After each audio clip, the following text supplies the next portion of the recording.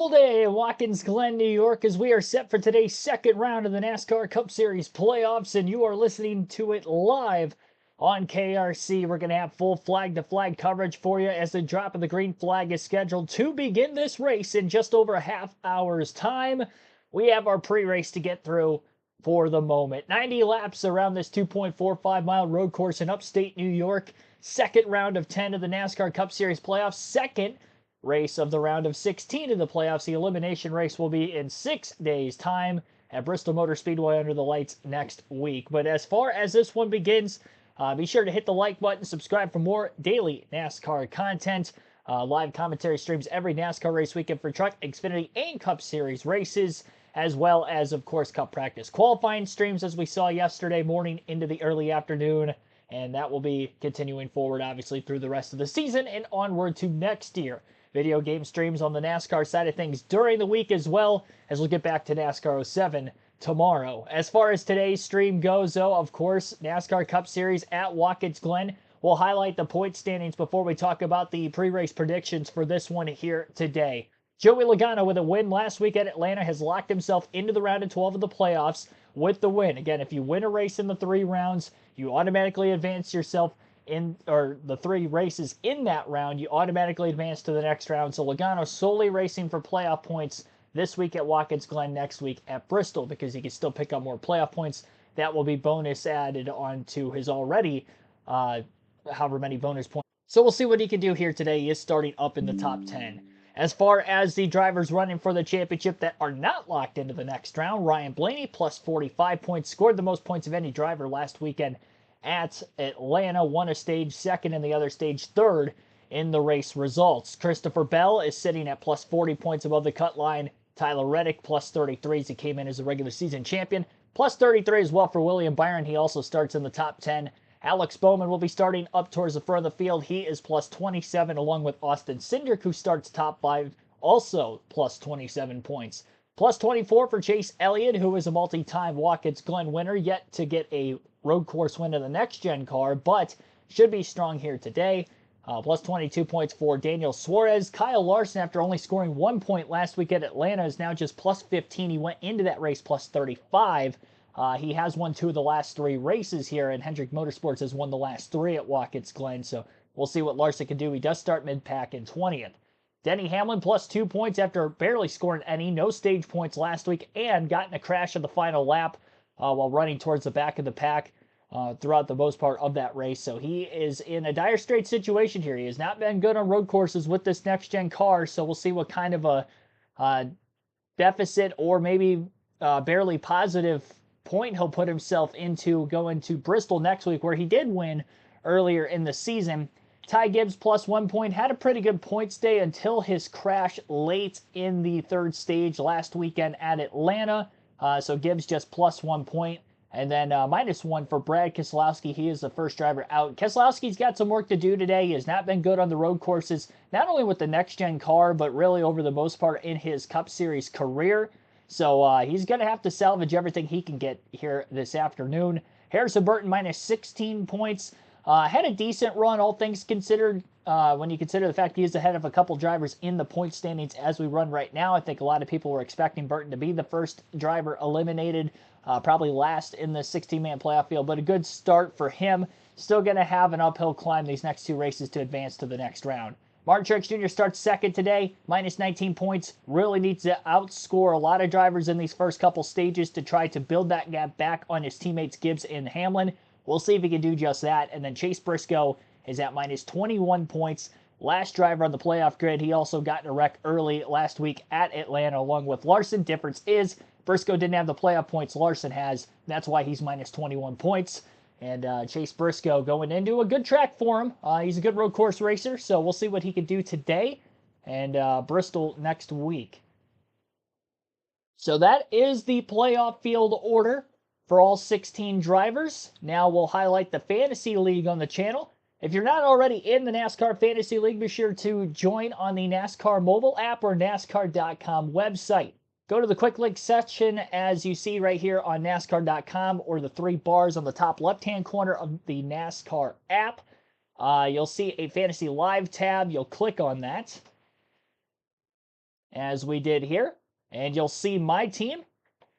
And I will be filling that out in front of you guys as we go through our pre-race predictions. But anyway, you have to pick 6 drivers every single week.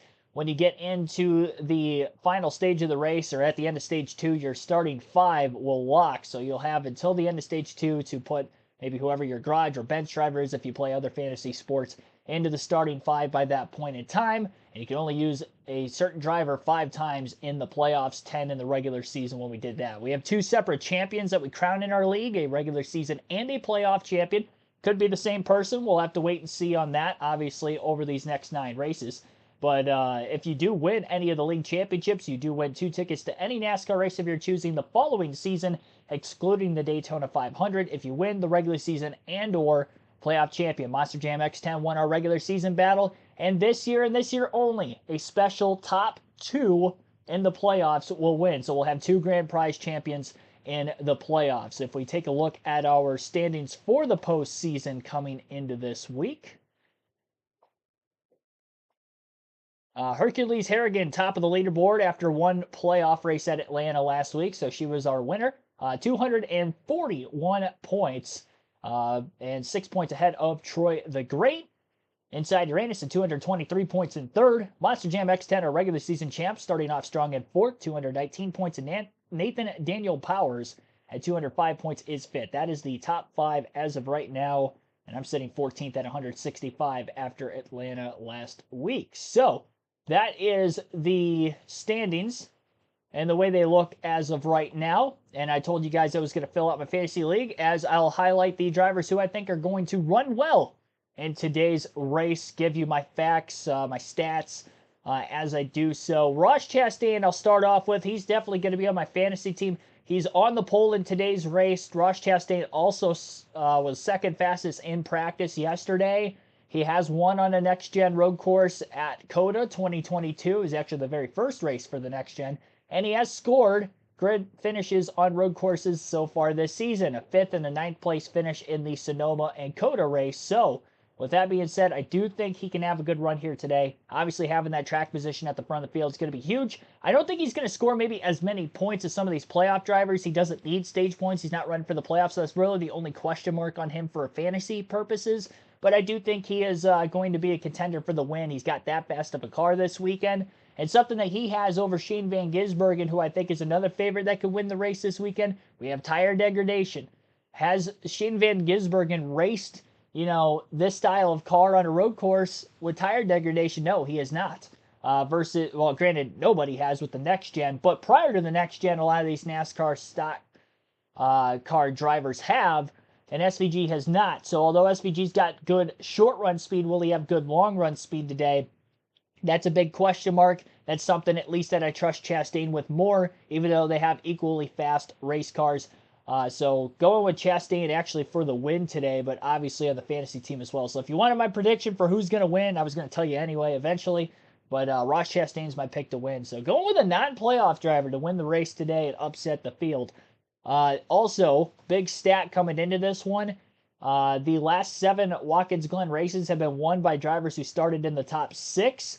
And in 12 of the last 13 races at Watkins Glen, a driver who has won the race started in the top 6 position. So you look at the top 6, you got Chastain Truex, row 1, row 2, SVG, Alex Bowman, and row 3, Austin Cindric, AJ Allmendinger. I think just based off those stats alone, those are going to be the favorites for the win here today. Although there's a lot of tire fall off prior next-gen races on road courses, we haven't seen a lot of passing. I think track position is going to be huge. And because of those playoff drivers having to go for the stage points to put themselves in the best position to make it to the next round, I think that creates an even better opportunity by the time the final stage starts for Ross Chastain, SVG, AJ Allmendinger to get that stage position get the track position by the time the final stage starts, because they don't need points. They're not running for the championship. Chastain, not running for the championship. He didn't make the playoffs. And for SVG and AJ Allmendinger, they're running Xfinity full-time this year. They're not even a Cup Series driver. So they're definitely not going to be going for those points. So, yeah, I do trust that could easily be the top 3 in the running order when Stage 3 begins. So, for that reason, not only have Chastain on my team, but I'm also going to put SVG and AJ Allmendinger on my team. I do think that those are going to be some threats to win today's race. AJ Allmendinger does have 2 next-gen races at Watkins Glen and the only 2 next-gen races at Watkins Glen. He finished second in 2022, and he finished in 4th last season in 2023. So 2 top 5s. I think he can get a good finish today. And again, just like Chastain, not going to score a lot of stage points, if any, today, but he will end up, in my opinion at least, getting a very strong finish. SVG has not ran a cup race at Watkins Glen in his career, but he's already impressed this weekend. He looked to be probably the second fastest car in the Xfinity race behind Connor Zilic yesterday. Could have potentially won the race on that final restart if Zilic would have ran out of gas. A huge battle for second at the end. I would imagine the speedy dry and or oil slippage was probably the reason why that battle for second was as intense as it was. A lot of 3-wide slingshots. You don't see that on road courses. Cars banging off of each other, sliding through the S's, trying not to wreck because there was probably some fluids still left on the racetrack from the crash before. They had a lengthy red flag that they allowed them to clean the track up, but then that caution, they didn't have a red flag, so I don't know that they necessarily got all that clean. That's what it looked like to me, at least. But needless to say, had a great car yesterday. He's won 3 Xfinity road course races already this season. Obviously, he won the Chicago Street Race in the Cup Series last year in his first start. His second start was at the Indy Road Course, also had a top 10.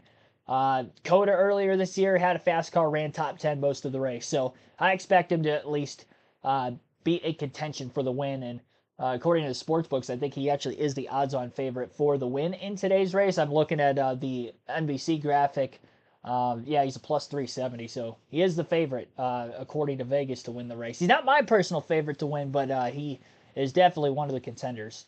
So those 3 drivers are definitely going to be on my fantasy team. I'm also going to put Martin Truex Jr. on the fantasy team. Now, he hasn't been performing as well at road courses with this next-gen car, but again, he's got track position, and I'd probably say this is obviously one of his better road course races. Long time it's been on the Cup Series schedule. Well before I was even born, it's been on the Cup schedule. So Martin Truex Jr., I think, I don't think he's going to be a contender for the win like some of those guys, and I think there's some guys that start well outside the top 10 that are going to be contenders, but I will have Truex on my fantasy team because I do think with him being in the playoffs and having the track position over other playoff drivers, I could see him winning stage 1. I could see him maybe even winning stage 2 if they have a fast pit stop during that first stage break as well. So that's what I'm going to go with there. And we're going to slide down the running order just a bit to go to the next 2 drivers I'm going to have on my fantasy team here this weekend. I'm going to have Tyler Reddick on my fantasy team this weekend. I think Tyler Reddick is the best road course driver in NASCAR with this next-gen car, of course, of the Cup Series regulars. Now, he starts 16th, but he was fastest in practice overall, so I think he's going to have good long-run speed, even though he didn't really show the short-run speed in qualifying, but he had it in practice. The Toyotas as a whole looked pretty good outside of Denny Hamlin this weekend for the sake of speed. So and Bubba Wallace, but Reddick, again, really good on road courses. He's won 3 next-gen road course races, most of any driver, and he also has the most top 10s of any driver on a road course with the next-gen car. So definitely the best average finish there. He's also had the best average finish through the summer months of the NASCAR Cup Series and now bleeding into the playoffs. So look out for Reddick. I think if they could get the track position by the final stage, he could definitely be a contender for the win. That is going to be left as a question mark, though, just because he is starting mid-pack, but I do think he can at least keep that top 10 streak alive and get one. And he has had 3 top 10s in all 3 road course races so far this season. Second at the Chicago Street Race, he finished top 5 at Coda, and he had a top 10 at Sonoma. So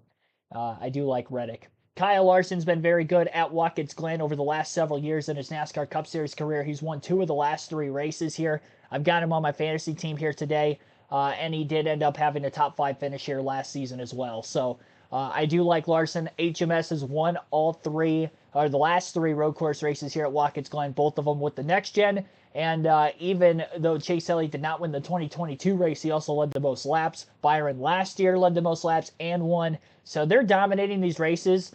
I know, Bowman starts up towards the front of the field, so maybe you could look at a Bowman for HMS, maybe be one of the favorites for the win. But just considering like Kyle Larson is that damn good at this racetrack and pretty much almost everywhere else outside of a super speedway in NASCAR, I've got Kyle Larson. So taking head-to-head picks here. For myself, I'm going to go Chase Elliott just because Hamlin's not great on road courses. Larson Byron's tough. Byron's got better track position. I'll just go Willie B, even though I got Larson on my team. Reddick Bell, I'll go Reddick. Although I think Bell's going to be fairly tough too today. Although Bell qualified as he usually is on road courses compared to a lot of other guys, but he is starting around where Reddick, Larson, and those guys are. Cindric and Gibbs. Cindric's just got too much track position at the start versus Gibbs, so gonna go with him. So that's my fantasy team update, and hopefully you guys enjoyed the breakdown on who I think is gonna run well and not run well in today's race. Comment in the chat if you agree, disagree on any of my predictions, as we are still a little ways out from the drop of the green flag for today's race. Shout outs to Brett Whitesides, JoJo, Billy Kramer, Genius and Matt. Thanks for tuning in. You guys are the first in the chat. We got some pre-race infocations going on right now. I'll let you listen in. You can watch today's coverage on the USA Network as well if you are wondering, but we'll have the full commentary here today on the channel on KRC. For today, the beautiful weather, for this race that means so much to this community. Would you guide and protect the drivers and their crew? And Jesus, I thank you that you came not to condemn the world, but to save the world because you love us. And we pray that your kingdom would come and your will would be done here at Watkins Glen International as it is in heaven. Amen. Here to perform the Canadian National Anthem, please welcome Nashville singer, songwriter, and recording artist, Sydney Irving.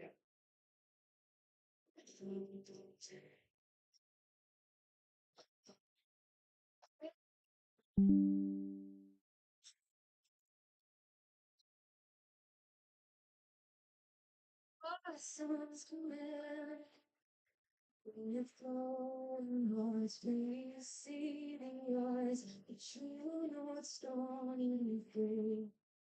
From far and wide and old Canada, we stand on guard for thee. God keep alone, joyous and free. Oh, Canada, we stand on guard for victory. Oh, Canada, we stand on guard for thee. This second country artist has over 120 million streams, appeared on CMT, and shared stages with Keith Urban, Miranda Lambert, and more. Here to perform the Star Spangled Banner, Claudia Hoyser.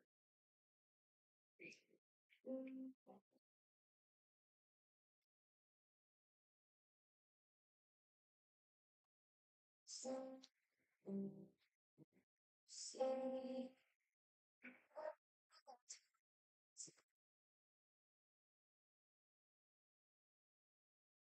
so proudly we came, close blossoms in the stars, the big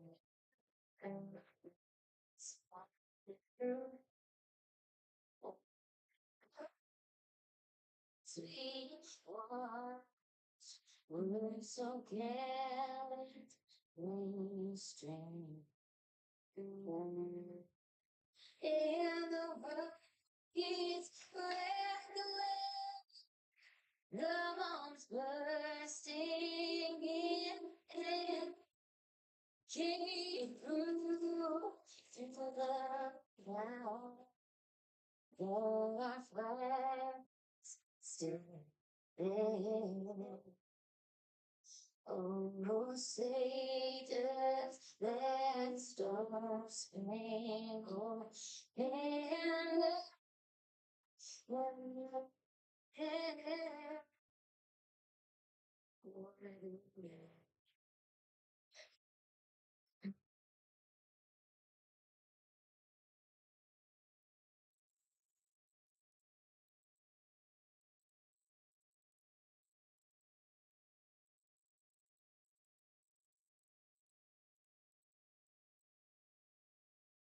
Pressure's already setting in with some big names facing early elimination. How desperate could things get? We'll get the engines cranked for race number 2 of the Cup Series playoffs next here on USA.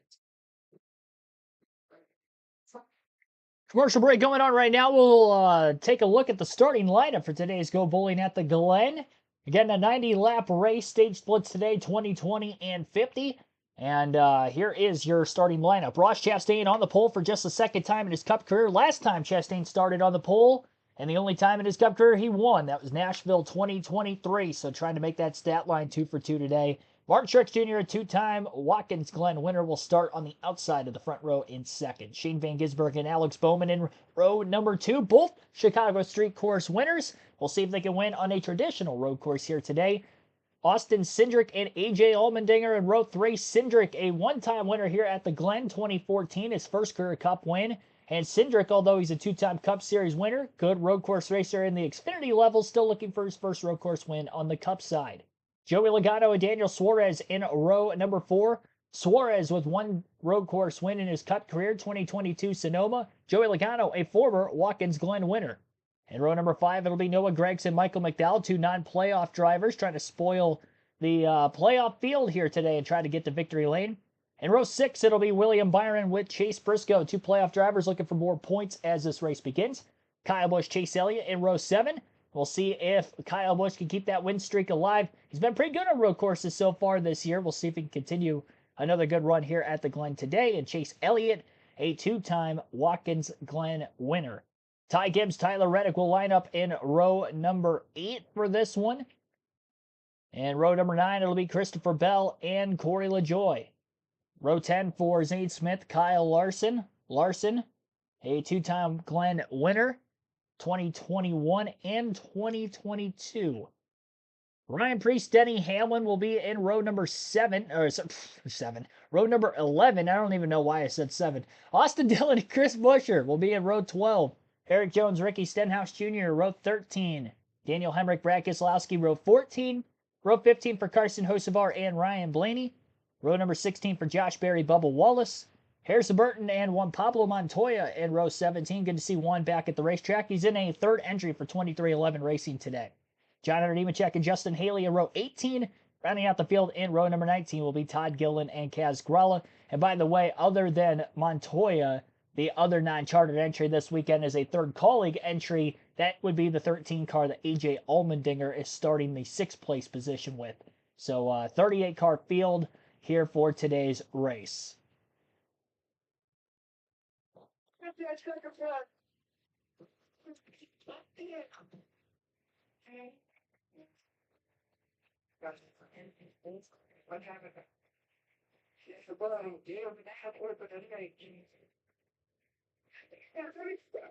It's gonna be pretty incredible.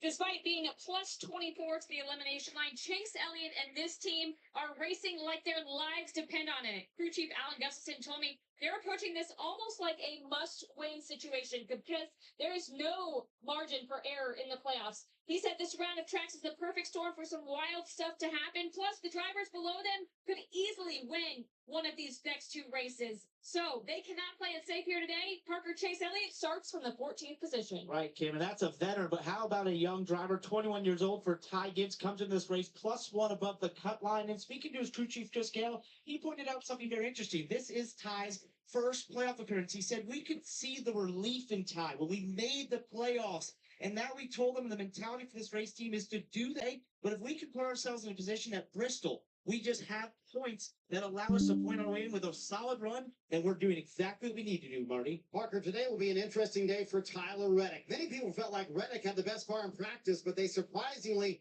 only qualified 16th for the race. His crew chief, Billy Scott, told me, we just missed it on our qualifying adjustments, but we have a plan to get our track position back. Even though he starts mid-pack, don't count Tyler Reddick out of the mix for the win. Parker, let's bring you back in. So with a new tire, all the changes to the track, how do you manage all the unknowns as a driver? Well, Marty, it's a great point, and I think one of the things is as a driver, that's where you have to adapt, and you have to have that mind share open to adapt and find yourself in a position where you're identifying things to do something different. That's the key. And these crew chiefs just have no idea what's going to happen today, which makes it fun for all of us and everyone at home. Let's get the engines cranked for race number 2 of the Cup Series playoffs. In Glen International. This is a moment you have been waiting for. Please welcome from the Bowling Proprietors Association of America, Board of Director Mike Logan, along with PBA and PWBA Pro Bowlers, Brad Miller, Kyle Sherman, and Verity Crawley. Drivers, start your engine!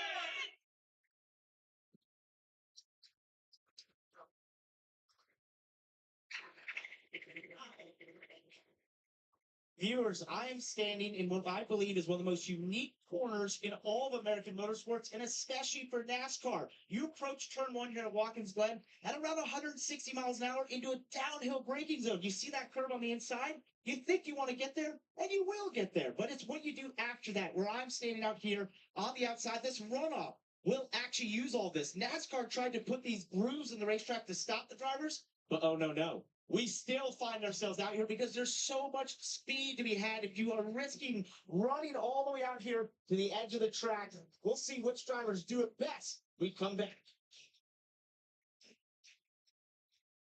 All right, so again, second race of the round of 16 of the playoffs is going to be beginning here very shortly.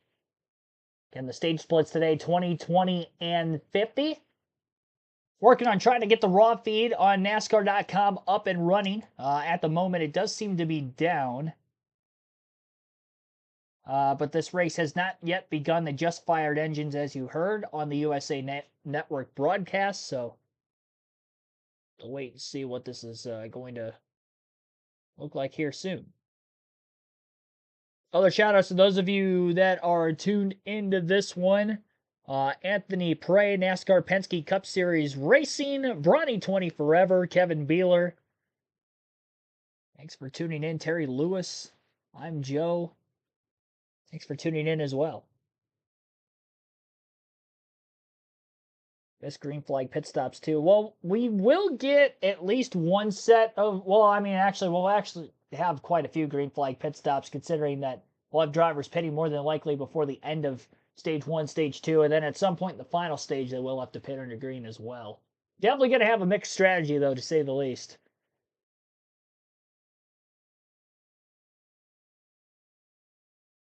I didn't catch F1 earlier.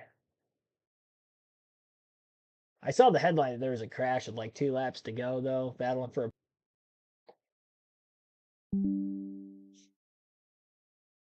But I'll see headlines from time to time like that or something. Scrolling across ESPN. Since they cover all that. Reed Stevens, thanks for tuning in. Like the hat. Oh, appreciate it. Going for Blaney yet again. Trying to go back to back for the championship. I'm hoping. I'm really hoping. I was excited. It's weird. Being a Blaney fan, I had no expectation for him to maybe even ever win a championship because I always grew up a Greg Biffle fan. Houston's behind Johnson. He finished second in points to him in 06, third in 07. So I was like, all right, he was a title contender there for a few years. And then after that, he was never really like a championship contender. It was just kind of that 2 years, even though he would win races, here and there, finished 19 Cup Series wins, had a successful Cup career. But, then translating that to Ryan Blaney, and although, again, just like Greg Biffle, he could win a race, a couple races a year, but never really was a championship contender until, he would make it to the round of 8 of the playoffs, but never made it to the championship 4 in the playoff era until last season, and he was finally able to win the championship. So that happens. Now the expectation going into the playoffs this year, okay, you've done it before, let's do it again. So there's a different drive for me personally. It was more like, hey, I'm happy he's there, or making a deep playoff run. Maybe this could be the year, but that now it's like, all right, the expectation is there. You've done it before. Let's go out there and do it again. So I'm more aggressively a Blaney fan, I guess, this year compared to where I've been ever before. So, yeah, I don't know. We'll see. Nobody's ever gone back-to-back in this format. Last driver to win back-to-back championships, 2009, 2010, Jimmy Johnson, of course, he won 5 in a row, but he is the last driver to win multiple championships in a row at the top series of NASCAR. So, can Blaney make history and do it again for the first time in over 15 years? We'll have to wait and see.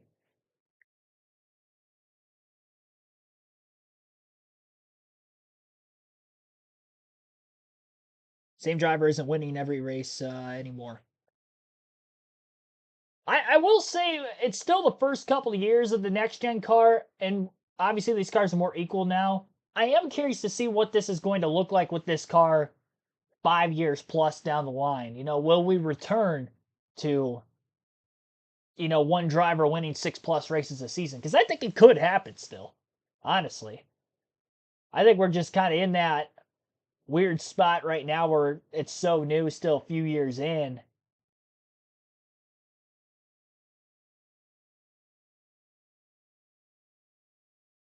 Johnson won from 06 to 10. Yeah, it's insane. It really is.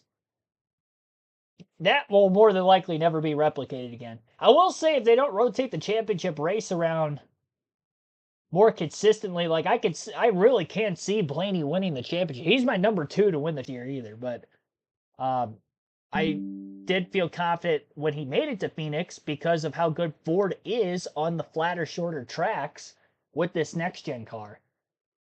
And that's why they won the championship the year before with Joey Logano, in my personal opinion. And, we saw the way he dominated Martinsville, second last race of the year on a similarly styled racetrack. I'm like, he's probably going to win the championship next week. And he did. And this year, the guys who are good on the flat, short tracks, Ryan Blaney and Christopher Bell, they make it to Phoenix. I think one of those two are winning the championship. I've said that since Gateway earlier this season. Those have been my top 2, and I haven't changed off of that. And they've been performing well enough at other tracks. It gives me confidence that both of them can make it to the championship 4. Bell's been in the championship 4 2 years in a row now. Blaney obviously last year and was 4th in the regular season standings, so it helped him with the playoff point side of things, only having 2 wins. Obviously hot at Atlanta last week. Super Speedways have been good for Fords. I think, with Talladega in the next round, we'll see if they can control the race like they did at Atlanta last week. I think he'll be just fine. All right. Blaney isn't in your fantasy. Well, he's not my fantasy lineup today. Fords have struggled on the road courses primarily this year. Random, thanks for tuning in. T-Van, thanks for tuning in. Emogene Blevins, thanks for watching. Again, if you're wondering why the leaderboard is not up right now, I am constantly trying to refresh NASCAR.com at the moment. We've seen this periodically, unfortunately, throughout the season, even last year as well, where it'd be down at the start of the race, then it'll pop up at random. When I go to the raw feed, it's stuck on final round of qualifying yesterday, but there's no drivers listed, but you can see on the screen that that's what it says. So that's where it's stuck right now. Sometimes it's stuck on the Xfinity race results. It's weird. Good old NASCAR being slow on NASCAR.com. That's all it is. Like I said, they'll get it up and running at some point. Some point here. Hopefully sooner rather than later. So I might have to go to foxsports.com just to get any sort of a leaderboard for the start of this race before it begins. Let's see, Watkins, Glen.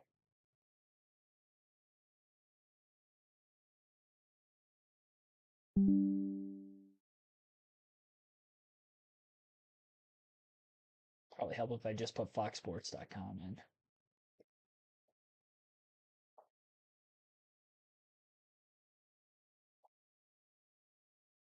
There we go. This will be the contingency backup plan.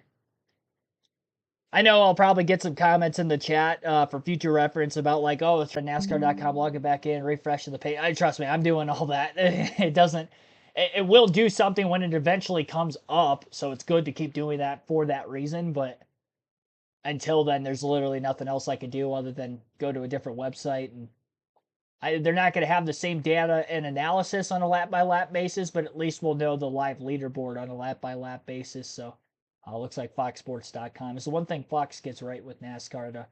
On a consistent basis, at least they have a live leaderboard working at the start of the race every weekend. So we will get our traditional raw feed with the live lap times and obviously leaderboard updates every lap. That will be up eventually. It's just down for the start of the race. Again, we've had this error a couple times already this season. It's only in the Cup Series, too. It never happens for truck Xfinity races practice, qualifying, it's always working. It's only the cup races where it never doesn't work. Which you would think that like they'd be on top of it at that point in time to make sure it works. I don't know. The leaderboard works on the app, like the NASCAR mobile app. It does work there. It's not that much different from foxsports.com.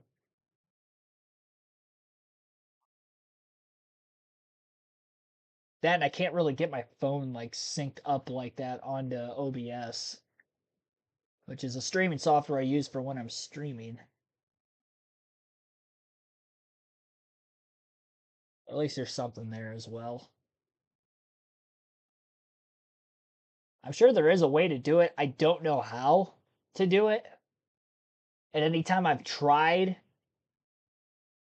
it doesn't seem to work on my end. Forgot about Michael McDowell, only Ford driver consistent on road courses this year. I think he'll be good. I'm not forgetting about him. I'm only mentioning like the top echelon of drivers who I think are going to run well. Like basically the 6 drivers I went over, I think are probably the 6 favorite for the win. And I went with 3 playoff drivers, 3 non-playoff drivers. Those are my 6 favorites for the win today. I think McDowell can have a top 10. He is starting much further behind than a lot of these other non-playoff drivers at the front of the field. I think he was 6th in qualifying of the non-playoff drivers, so doesn't quite have that good of track position. And Watkins Glen last year, he did qualify well and led laps early on, but then he faded on the long run, which is also concerning because we're going to have some tire degradation today. So that's the question mark I would have with Michael McDowell. But other than that, yeah, obviously he's a fantastic road course racer, but not one of my favorites for the win, necessarily. Not today, at least. Clear browser data usually works for me. I'm not doing that. I'm not clearing the data midstream.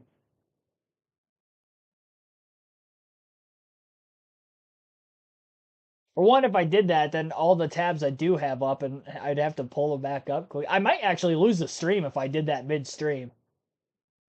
Unfortunately.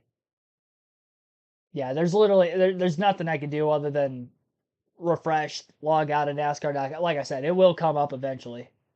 It's not a me problem. It's a NASCAR.com problem that we have this issue here and there. Been a while since the last time it's happened, but I wish it just never happened. Ideally.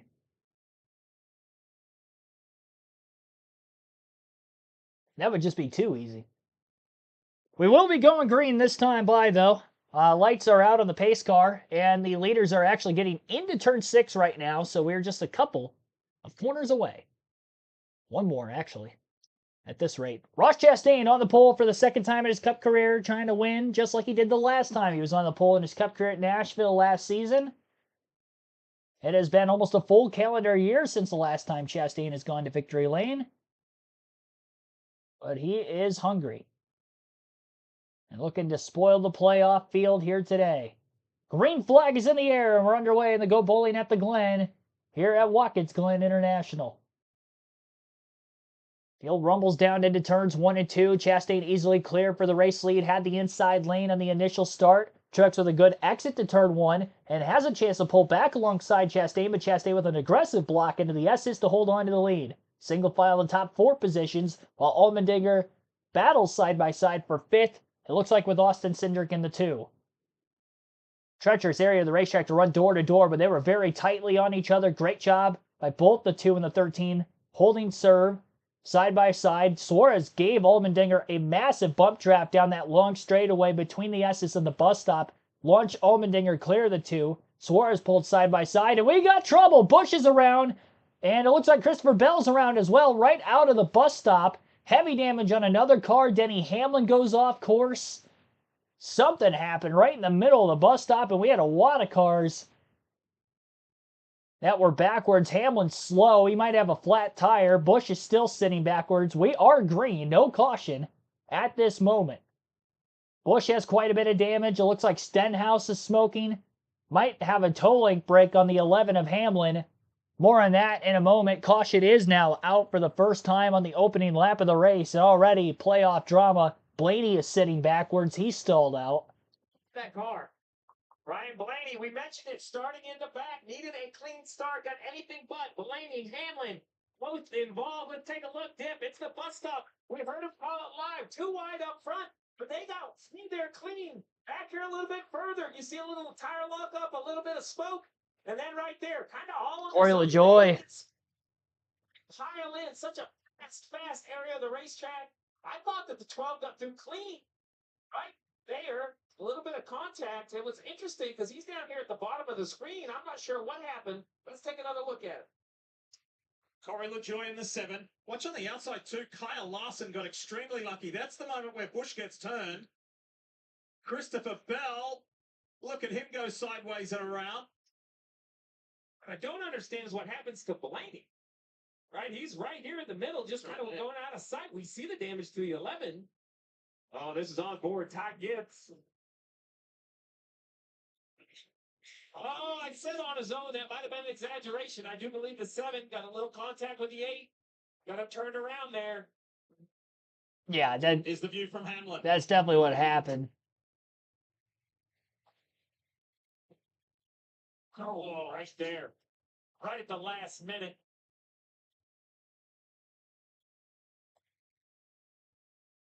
So was that a late hit there from Montoya on Blaney, or had the damage already been done? I still haven't really seen what happened. Look at Chris Pusher got through. I really haven't seen a good view of what happened to Blaney. I think we kind of see the cause. We see the effect. Right, so here's the cause right here. The 7 from the grass over, catches the left rear of the 8 at the top of your screen as they spin. Everybody comes in. Now, right side of the screen, the yellow and white car into Brad Keselowski. Maybe it broke something in the left front. There was heavy contact with Brad, and then it looks like Blaney just goes straight. Yeah. So that contact with the driver of the 6 must have been what damaged. Well, here you go. On board, Blaney.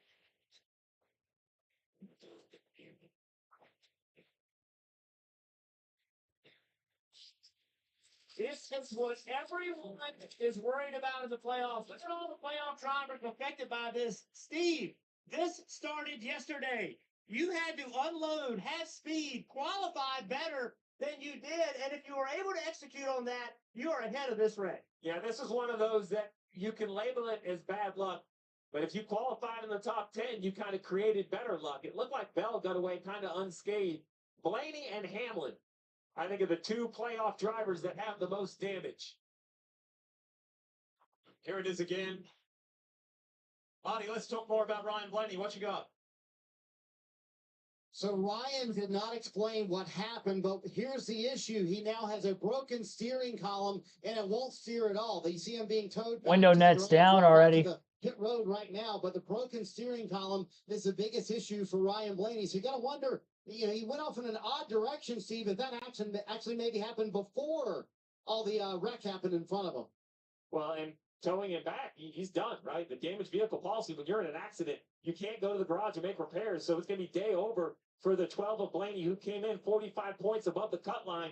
The 11 of Hamlin, because he could drive back, he can make repairs. Parker, a lot of damage for Denny Hamlin. Right, and you pointed that out. Chris Gabehart asked him after the wreck happened, if you can drive it, go another lap so we can get prepared. They identified the left rear toe link is obviously damaged on the left rear. You see the damage on the right front as well, but the team's going about this methodically and getting that plan in place. As he took that lap, we'll see what they can do here. Disaster for this 11 team to start this playoffs in 2024. Remember, last week, only getting 13 points after being involved in an incident in Atlanta, and now here on the first lap after qualifying in 22nd, being involved in this incident. Look at all the preparation. Mechanic underneath the wheel well. You see the case there, the clear plastic case with probably other parts and pieces, a little carry toolbox. You see the sparks fly right there. What happens when that toe link breaks is it can actually bend the bolt or pin. So while you think it's just as easy as 2 bolts, unbolt it, put the next one in, you actually have to probably cut the bolt loose. Now, these teams have pre-measured all of those toe links. They'll have a left rear, a right rear, all set to the perfect length, assuming something else isn't bent. So right here is something that this crew would have practiced in their garage back in Mooresville, North Carolina, actually down in Huntersville in North Carolina. You practice this, but I can assure you, practice is nothing like leaning over that 500-degree rotor with the pressure of the pace car making laps. If you can't get this fixed within time, Jeff, you're going to be out of the race. That's 100% right, Steve. And this all goes back. Remember the conversation that we've had all week about Denny Hamlin making the decision to ride around in the back and to get a few points at Atlanta, thinking he could come here and get points. And if that strategy didn't work out, where possibly he earned some points last week and doesn't get many this week, he could go to Bristol in a must-win situation. This is potentially worst case scenario for Denny Hamlin. And for fellow playoff driver Ryan Blaney, he is officially out of this race at the Glen in the yellow car coming towards you. There's a bell involved in that. The opening lap was not good for playoff drivers.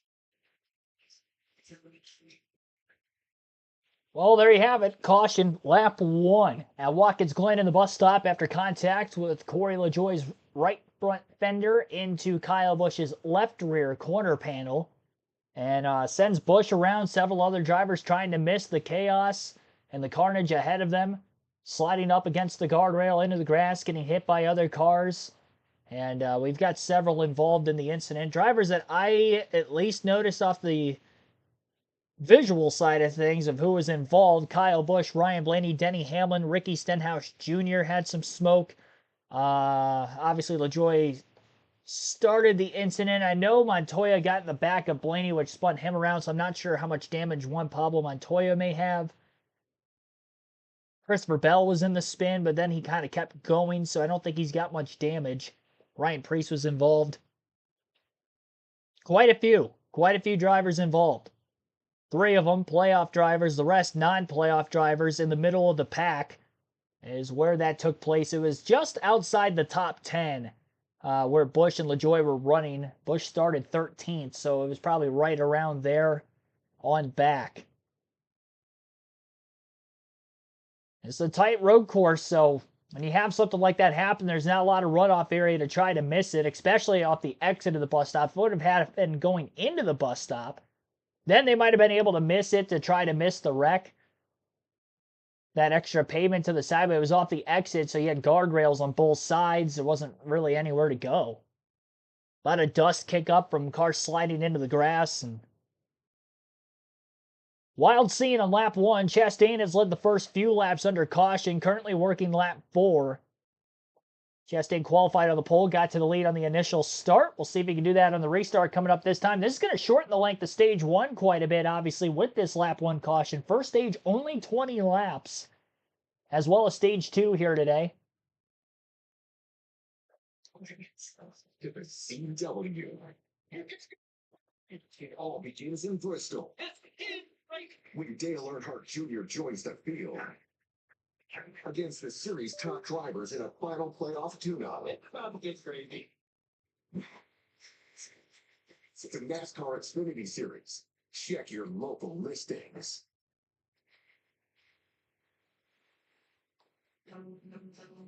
NBC Sports coverage of NASCAR on USA is brought to you by Go Bowling. Go to gobowling.com to find a center near you. Credit One Bank, NASCAR American Express cards, and by Toyota. Let's go places. Beautiful Finger Lakes District of the state of New York. It is a super place to be. This is not a great place to be if you're Ryan Blaney, right? Let's chat with Ryan now, and got out of the car. We'll ask him what happened in a moment, but it seemed like you were talking to NASCAR officials, Ryan, because did you guys feel like they said you're done for the day? Were you feeling like you should have had time on the clock to be able to repair the car? Give us a chance to fix it. How are they going to dictate if we're done or not? They have no idea the damage. They said because I couldn't drive it back to the pit box, we're done. But you have 4 flats, you get towed back to the pit box, you can't drive it back. So I don't know what's going on, why they wouldn't even give us a shot to work on it, but I don't agree with it. And I don't even know what happened, honestly. I stacked up and I caught someone on the left front. It completely broke steering arm. I don't know if we could have fixed it, but yeah, that's the frustrating part. Just don't even give us a chance. You just end our day. We're not even letting us get to look at it before it's in the garage. That's just stinks. And Steve, there have been several long conversations, first with Jonathan Hassler and NASCAR officials, then Ryan Blaney got involved as well, trying to say, hey, we feel like we should have time on the clock. What does the NASCAR rulebook say about that situation? So the basic premise of the damaged vehicle policy is if you get into an accident, you have a set amount of time, 7 minutes to repair your car. That's kind of total time on pit road. Where it gets murky and what's upset the 12 car is we have seen cars with flat tires unable to drive back to pit road, so they are then assisted to their pit box. That's the big difference. And what Blaney and his crew chief Jonathan Hassler want in this situation is they want it to be towed to their pit box to assess the damage to see if they can make repairs in 7 minutes. I think this is something that NASCAR is going to have to clear up because when and who decides whether you go to your pit box or the garage as these playoffs continue, 1 point makes a difference. I think the damage on the 12 is day ending regardless, but you can hear it in Ryan's voice as frustrating. He feels his crew had the right to see that. Sounds like something between NASCAR and the teams that are going to want to get cleared up because this is going to go away here. Just wait till Bristol next week. The defending series champion has had, unfortunately, a run of DNFs over the last 4 races, 3 of the last 4. Here it is again. Corey LaJoie involved, Kyle Busch. We've highlighted them going into the inner loop, and this is where the chaos begins. Yeah, Corey just basically gets on the curb, runs a little high, catches the 8 in the left rear, and then it's chaos behind him. Hamlin narrowly almost got away with it, but couldn't avoid that contact. Here we ride on board the Gamebridge car with LaJoie.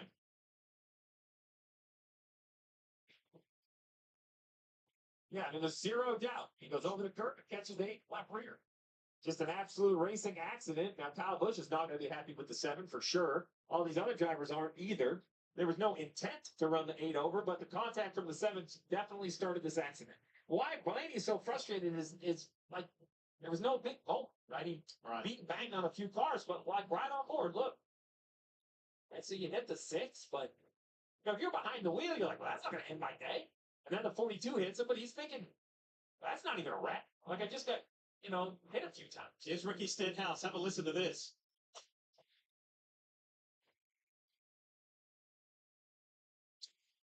Oh. That took out one of our cameras, by the way, as well. Parker?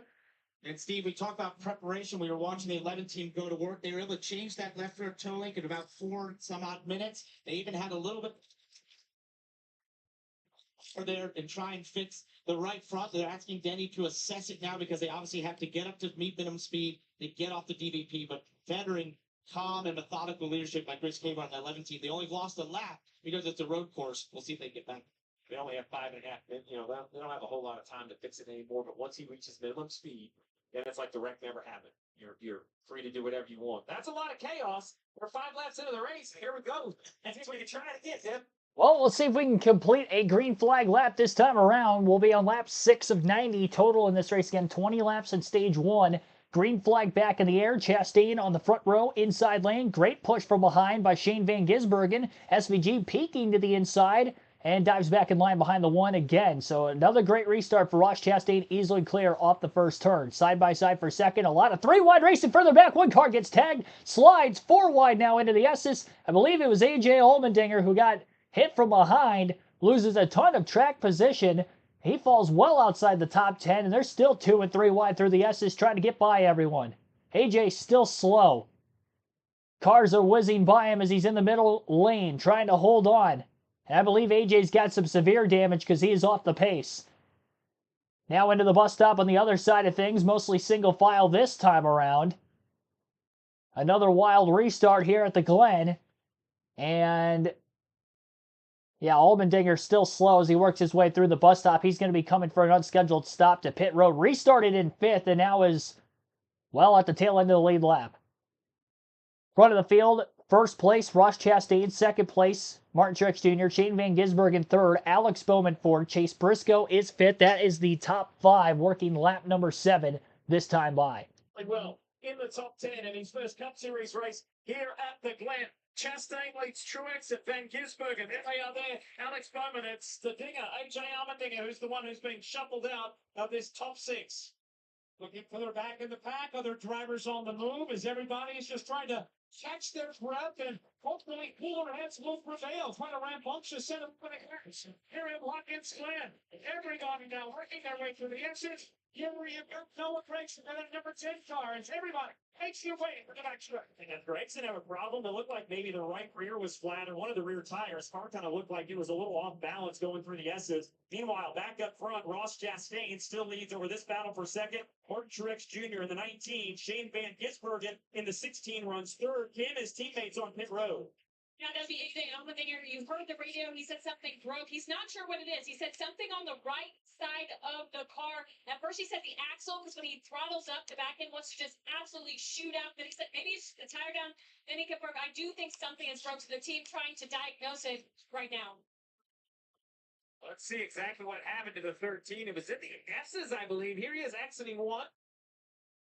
And watch behind too. Watch the 22 of Joey Logano. They're coming towards you. Logano goes to the inside and tags Allmendinger. Yeah, I think that whatever happened before the 22 caught him, because I see a little bit of movement in the back of the car.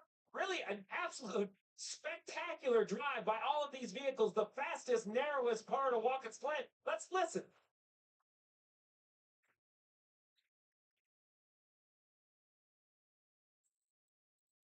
I mean, it's chaos inside the car, but where the 12 hit him, I can't believe that with braking, but definitely something to miss on the 13. A little cleanup from the original accident as well. Everybody that remained on the racetrack, namely the playoff car of Denny Hamlin, has got off the damaged vehicle policy. He made minimum speed, so we'll have to just update the 11's day as we continue. The Go Bowling car was one we thought would feature today in the hands of AJ Allmendinger. Maybe something broke before Logano had hit him, as we mentioned earlier. So Chastain has opened up almost a second lead over Martin Truex Jr., Shane Van Gisbergen. And look who's come into the discussion behind Bowman, Chase Briscoe. Yeah, Briscoe's such a nice road racer. He knows this is his opportunity. Bowman continues that hot streak. Ross Chastain leading his first ever laps at Watkins Glen after an amazing pole run. Bottom of your screen, the 13 of Allmendinger. Looks like he's going to have to go to the garage. Now, because he wasn't in an accident, they probably can make repairs and return. But that's going to be no hope if you're a Dinger fan. His days and his chances to win badly are over. Here they come back into turn number 2 and the S's. Watching a good battle between Daniel Suarez in the 99, Chase Elliott in the 9, Michael McDowell in the 34. They are racing for 7th, 8th, and 9th. Finway. A real single file now down the back straightaway. That battle sorts itself out. McDowell with a nice run on Chase Elliott into the first right-hander in the bus stop. Everybody orderly this time through in this battle for the 7th, 8th, and 9th spot with McDowell bringing up the back of this 3-car battle as they work out of the carousel towards turn 6. Has there been enough going on already? You're watching NASCAR Cup Series playoffs, the Go Bowling at the Glen. First full screen commercial break on the USA Network. We'll go through the full field running order following the restart. Working lap number 10 this time by at the line. Ross Chastain has led every lap from the pole thus far. He's got a 0.6 of a second lead over Martin Truex Jr. in second. Shane Van Gisbergen is third, Alex Bowman fourth, Chase Briscoe fifth, and Austin Cindric is sixth. Seventh for Daniel Suarez, Chase Elliott eighth, Michael McDowell ninth, and Tyler Reddick is 10th. 11th place for Joey Logano, William Byron 12th, Kyle Larson 13th, Ty Gibbs 14th, and 15th is Eric Jones.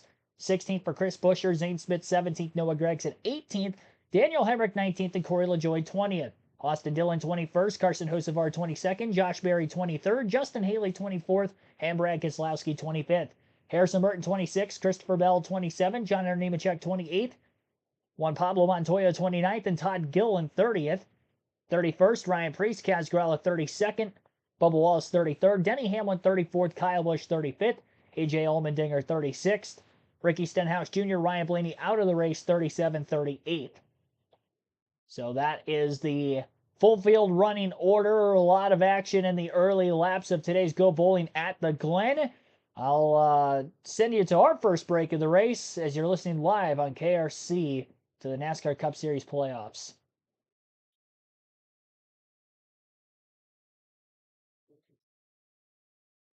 Raw feed's up and running.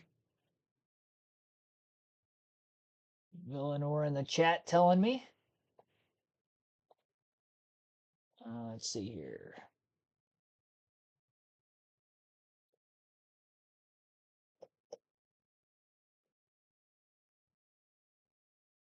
Not exactly. Maybe on the NASCAR app. Again, NASCAR.com.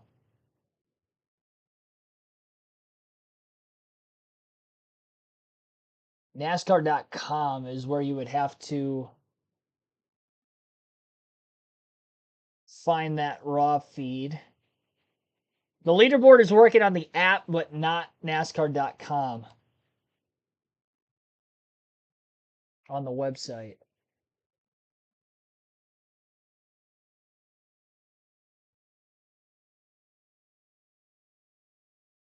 Yeah, I've got nothing still. Letter to stay up to speed on all the latest from the track. Get your chance to win 2 tickets to a 2025 race of your choice. Just scan the QR code or visit NASCAR.com/race ticket promo to enter. Welcome back to the Glen, Watkins Glen here in New York. 9 laps to go in stage 1. Ross Chastain of Trackhouse continues to lead the way. That's Chastain Gisbergen looking for a line back. And he's been looking for that line for the last handful of laps or so. Another driver looking for a line is Austin Cindric.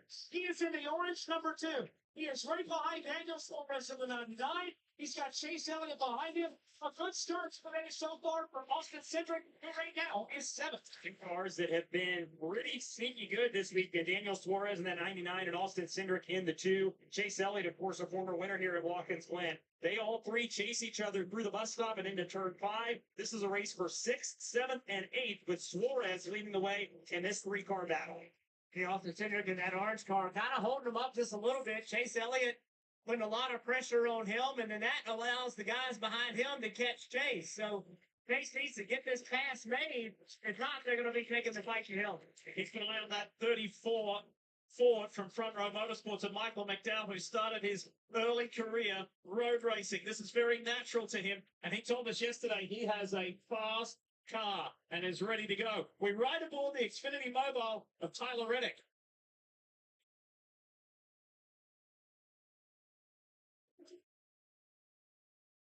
I think Tyler Reddick leading turn number 1, the downhill run into turn 2. That's the right-hander. That's the foot of the S's. And now that 80-foot climb to turn 3. So far, so good for Tyler Reddick. A smooth one and a very smooth racing line as he now exits turn 4 and works his way up the back straightaway. He rides in the 10th spot, looking out the front windshield at Michael McDowell, Chase Elliott in front of him, and Austin Cindric there, that battle that we just followed. All these cars nose to tail from about 6th on back as they all work through the bus stop smoothly, heavy over that curving there at the exit, and then Reddick brings the car smoothly around this long right-hander that's the carousel. Important to get the power. Trying to defend against Shane Van Gisbergen. SVG, we know how good of a road racer he is. Truex, after last week's Atlanta race, needs a great race here today. I love this view of SVG. He makes it look easy, so calm. You see the very calm upshifts down the front stretch, an adjustment to the brake bias, a couple downshifts into turn 1. Still continuing on board with SVG. This again, the battle for second. That car in front of him is Martin Truex Jr. They are 1.2 seconds behind Ross Chastain. Up through the S's they go. Shane now working towards the right-hander, turn 4. He'll pop the steering wheel to the right, and now upshift for a run down the backstretch. Got a nice run out of the exit of the S's, out to the right side for a change position potentially for that second spot. Not going to happen this time through the bus stop. Truex too strong at this portion of the racetrack, but SVG peppering that back bumper of Truex gets him a little bit sideways there through the carousel, but MTJ too strong. The old top SVG out of turn 5. Yeah, Truex did a nice job of having momentum off of that corner, but we now know the strength of SVG in that 16 car. It's up the S's, so what he's got to do is leave turn 1 close to 19. Well, we're trying to make an aggressive move here. This is tight in 7th. A very difficult right here to make a pass.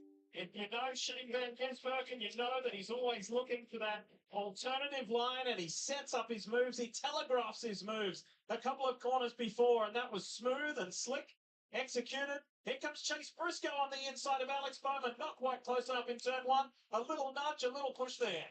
And Briscoe has to back away after that brief contact with Alex Bowman. They're racing for a spot inside of the top 10. They come to the top of the S's, and Bowman's got company still at the back door.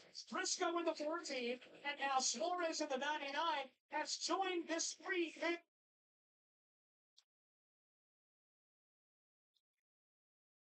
I still got nothing. And nothing for raw feed. Yeah, it's at the back door.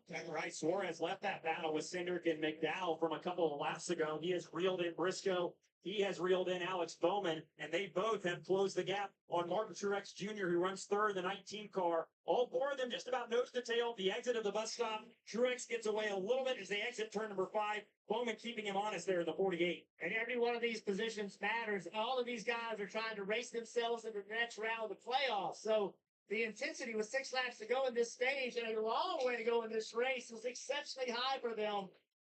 One position of either making the next round of playoffs or not. Trackhouse Racing's Ross Chastain in his 100th Cup Series start leads the way and is 5 away from winning the opening stage. 5 laps left, stage 1 at Watkins Glen. Ross Chastain with a 3-second lead. We may see pit stops before the end of the first stage, though, and I would not be shocked if Chastain is definitely going to be one of those to pit. Same for SVG, who is now in second. Behind SVG in second, Martin Truex Jr. runs third, Alex Bowman fourth, Chase Briscoe in fifth, Daniel Suarez sixth, Austin Cindric seventh, Chase Elliott eighth, Michael McDowell is ninth, and 10th place is Tyler Reddick. So that is the top 10 in the running order as of right now. Again, stage 1, currently working 5 laps to go in the stage. Truex holding up a line of cars behind him, but could be for the stage win. That battle between the 48 and the 19, especially if the 16 and the 1 pit in front of them. Playoff drivers either out of the race already, Ryan Blaney, or heavy damage like a Denny Hamlin. Got to take advantage of it qualifying up at the front of the field to get these early points. Playoff drivers that are in the top 10 right now would include Truex in third, Bowman fourth, Briscoe fifth, Suarez sixth, Cindric seventh, Chase Elliott eighth, Reddick 9th, and Larson 10th. Reddick and Larson started 16th and 20th. So the fact that they are already up into the top 10, they're definitely gaining ground quickly. 4 laps to go. And we do have 1 car on pit road. Looks to be Michael McDowell. So our first non-playoff drivers in the pits. Big block by Ty Gibbs on Corey LaJoie. Trying to hang on positioning-wise. LaJoie a little bump behind Gibbs off of turn 1. And now they'll be side by side into the S's. And LaJoie clears. That is outside the top 10, at least at the moment. And we'll see who all will pit. But considering there's only 2 non-playoff drivers in the top 10 right now, I would imagine that those guys will pit and the playoff drivers will probably stay out, try to get all the points they can.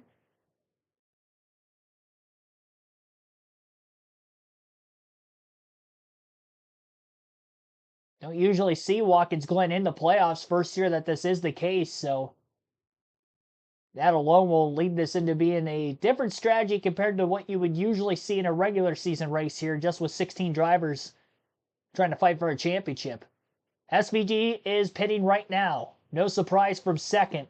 I would imagine Chastain will pit the following lap. We have 3 to go. Couple playoff drivers coming in. Joey Logano is going to pit. Remember, he is in the next round, though, with his win. So he's in a different spot here. A lot of non-playoff drivers are in.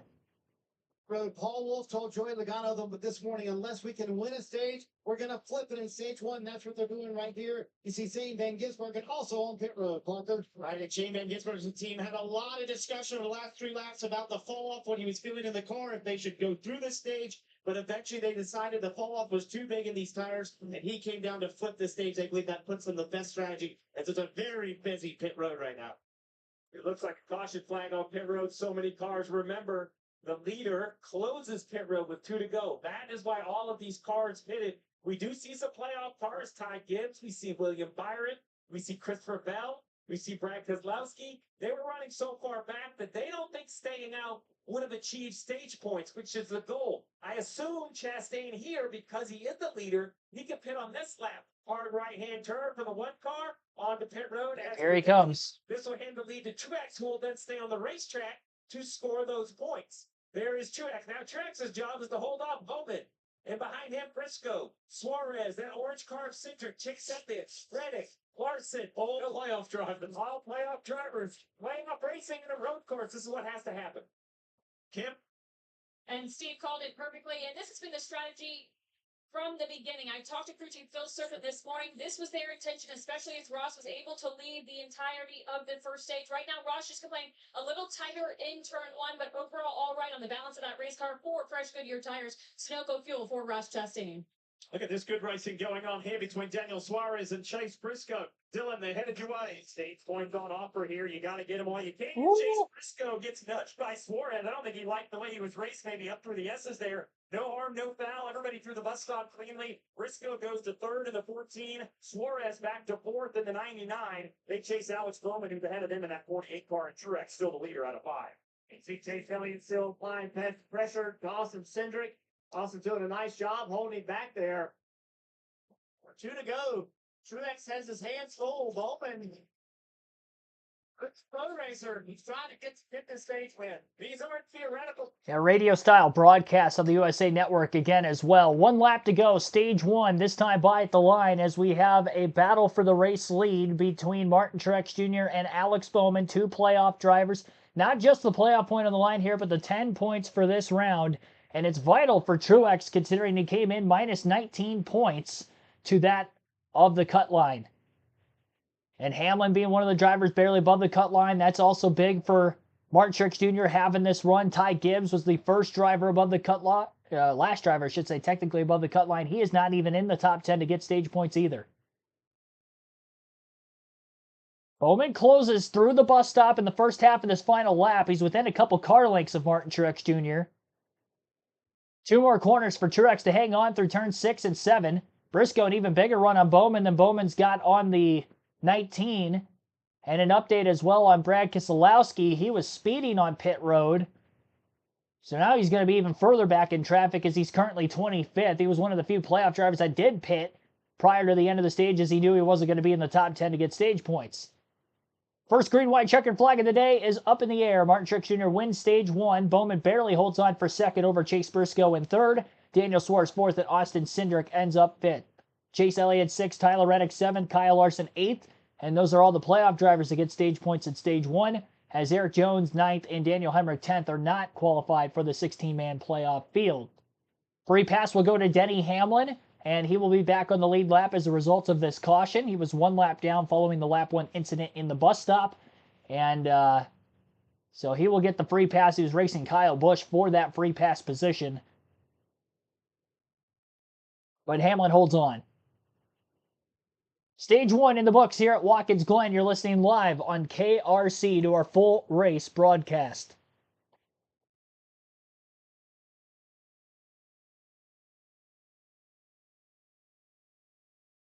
How long is a fuel run? About 30 plus laps, a little over 30 laps for a fuel run on green.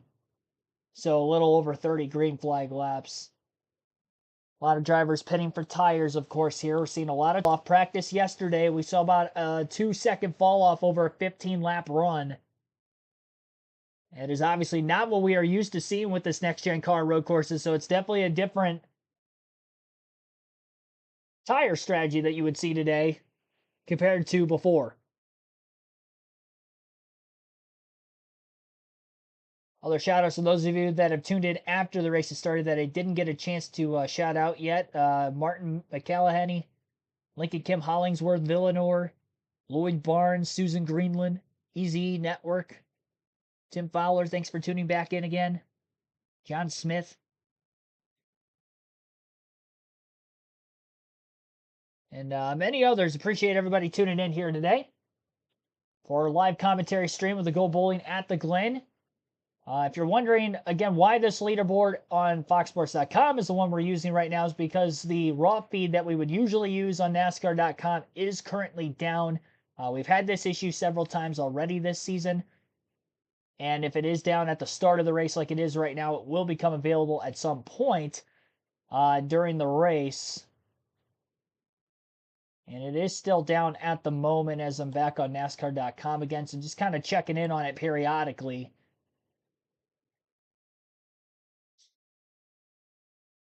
It is still stuck on qualifying from yesterday, as that has been the issue with it today. So, well, Galen, I'll try again in a little bit.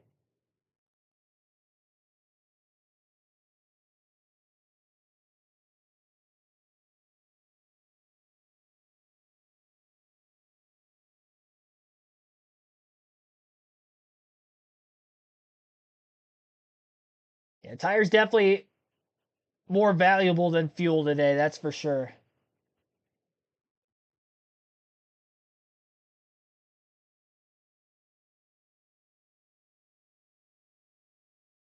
Brought to you by Straight Talk Wireless. Progressive Insurance. Save when you bundle auto, home, or motorcycle insurance. Visit progressive.com. Coca-Cola Zero Sugar is it the best Coke ever? And by Go Bowling. Go to gobowling.com to find a centre near you.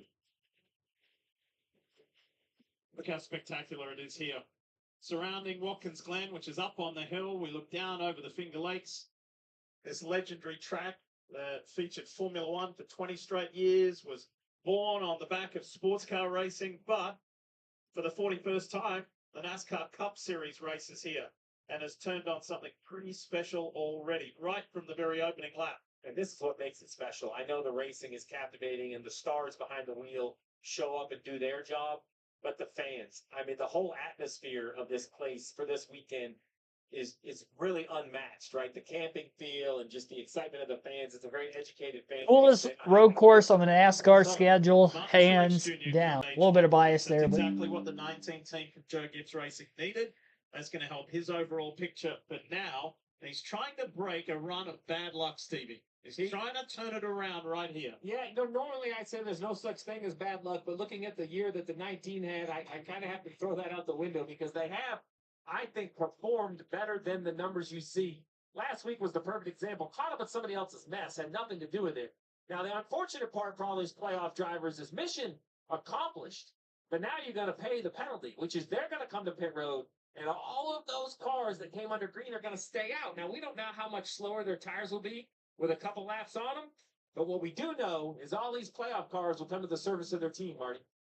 And Steve, no better place for the 19 team to turn around their bad luck that Diff has been talking about than one of his favorite tracks, Watkins Glen. Truex does get the stage win and those 10 valuable stage points. He said he lost rear lateral grip the longer they ran. James Small going to make an air pressure adjustment to fix that, Parker. And it's a great start for Daniel Suarez in these 2024 playoffs as well. The second Atlanta and a fourth in stage one here. He also remarked that he was losing rear grip and actually locking the rear tires under braking, which means they're coming to a stop. That becomes very difficult. He'll get 4 Goodyear tires to no fuel, kid. Great points grab for Alex Bowman during stage one. He said he was pretty tight, couldn't get in the corners as deep as he wanted, especially in turn one and the end of the course. Had to back up the corner, so crew chief Blake Harris giving him adjustment for better turn this stage.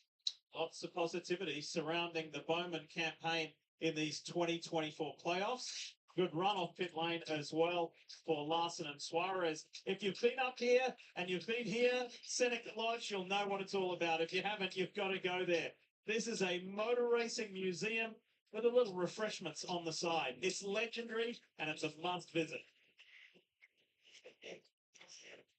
yeah, I was at Watkins Glen for the Cup race in 2019. Beautiful area of the country. It was actually the first road course race I've ever been to for any motorsport for that matter. I've been to several IndyCar races now, obviously NASCAR, a bunch of races there, but a few road courses. I've been to Watkins Glen, Mid-Ohio, Indianapolis, I guess, when they were on the road course there. So, yeah, there's some other nice ones for sure. It is unique when you go, for my sake, only being at oval races, like in my upbringing, whether it was dirt ovals, local dirt tracks, or, on the NASCAR side of things, traveling to different NASCAR tracks is definitely different, but I liked it, honestly. And I was at the Charlotte Roval also in 2019. I guess that's another road course, but purpose-built road course, I do think, yeah, Watkins Glen is the best facility for that. And fan atmosphere, definitely huge. A lot of camping there. A lot of camping at Road America when I was there, too. Probably more camping there, but that's also a twice as big road course, nearly 4 miles there versus about 2.5 at Watkins Glen. But a lot of people flood into see yet again, even with the date pushed back to September this year compared to usually being in August.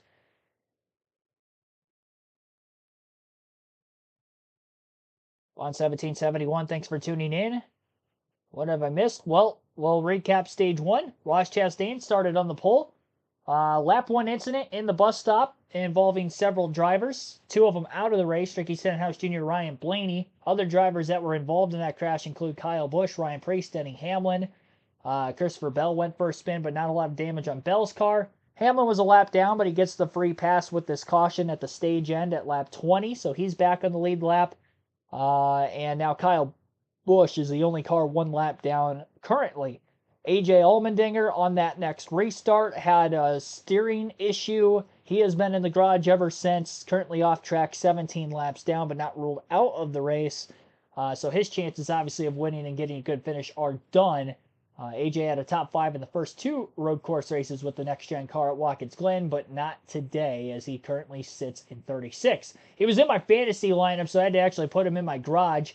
So anybody else that might have had AJ Allmendinger or some of those other drivers in the early incident, maybe a Kyle Busch, you might want to take him out of your lineup. That locks at the end of stage 2, which is only lap 40 in this race, and we're already at lap 23 working our stage yellow caution. So be sure to do that. Also vote for who you think will win the race. That will close at the end of stage 2 as well. Currently in the voting poll, 46% of you say somebody other than SVG taking the pole sitter Chastain, who has led the most laps. Here's AJ actually with Kim Kuhn. Is going on with the race car?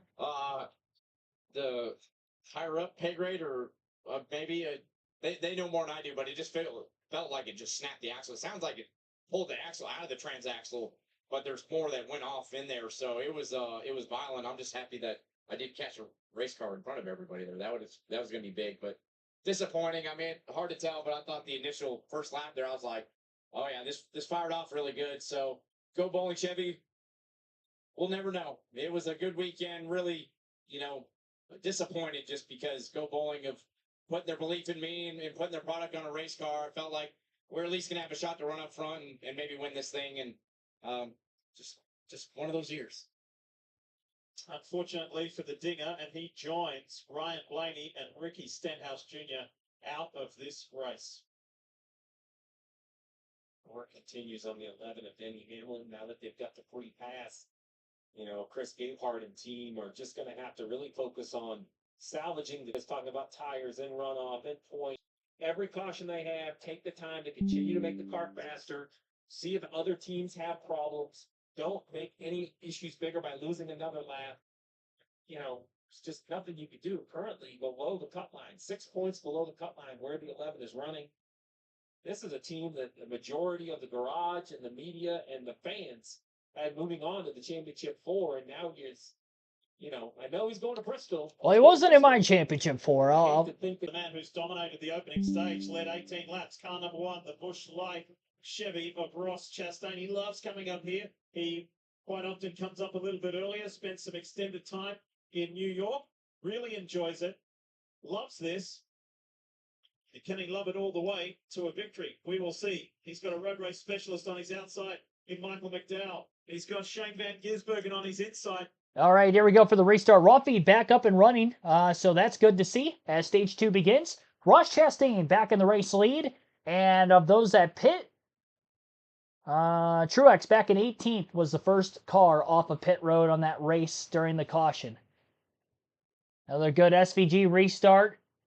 Hesitated going 3 wide to the bottom. Chastain does go a bit wide off of turn 1, and that allows for them to be a little bit 3 wide now, headed towards the S's. 1 car further back goes for a spin.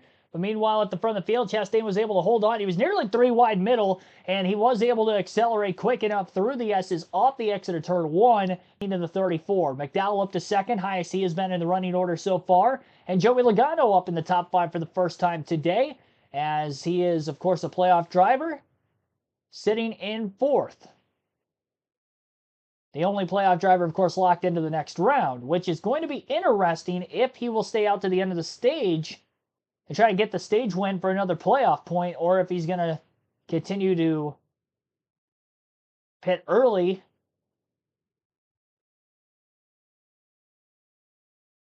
Lap 6 at the start-finish line, so already just 15 laps to go at stage 1.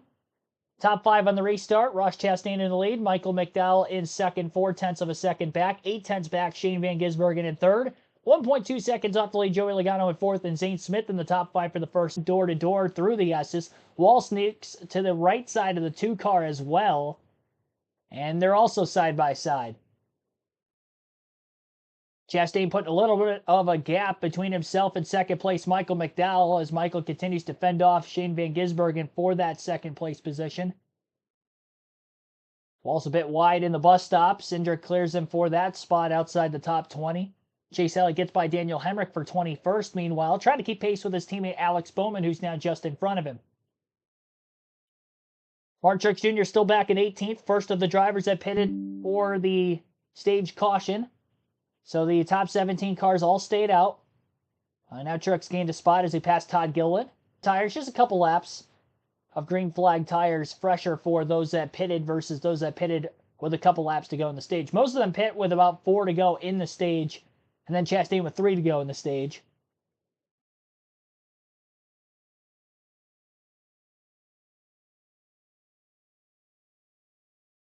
It was showing the contact further back in the pack that caused the spin. That driver that went for that spin was Tyler Reddick, I believe. Yeah, Reddick in the 45, so Suarez was sideways after contact getting down into turn 1. Reddick was on the outside of Suarez.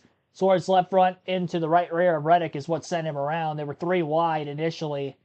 It looked like Cindric in the 2 was the car that hit the 99. So Cindric into Suarez, into Reddick. Reddick, and it's a bystander in that all, is going to be the one going for a spin. It was a harmless spin, but he is 13 seconds off the lead, and now the second to last car in the lead lap, only in front of Denny Hamlin in the 11, who is 25 seconds off of the race lead with his damage.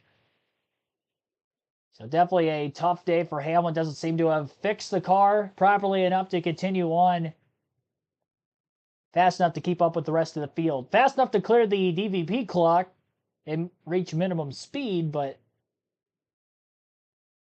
slowest car on the lead lap, at least to this point.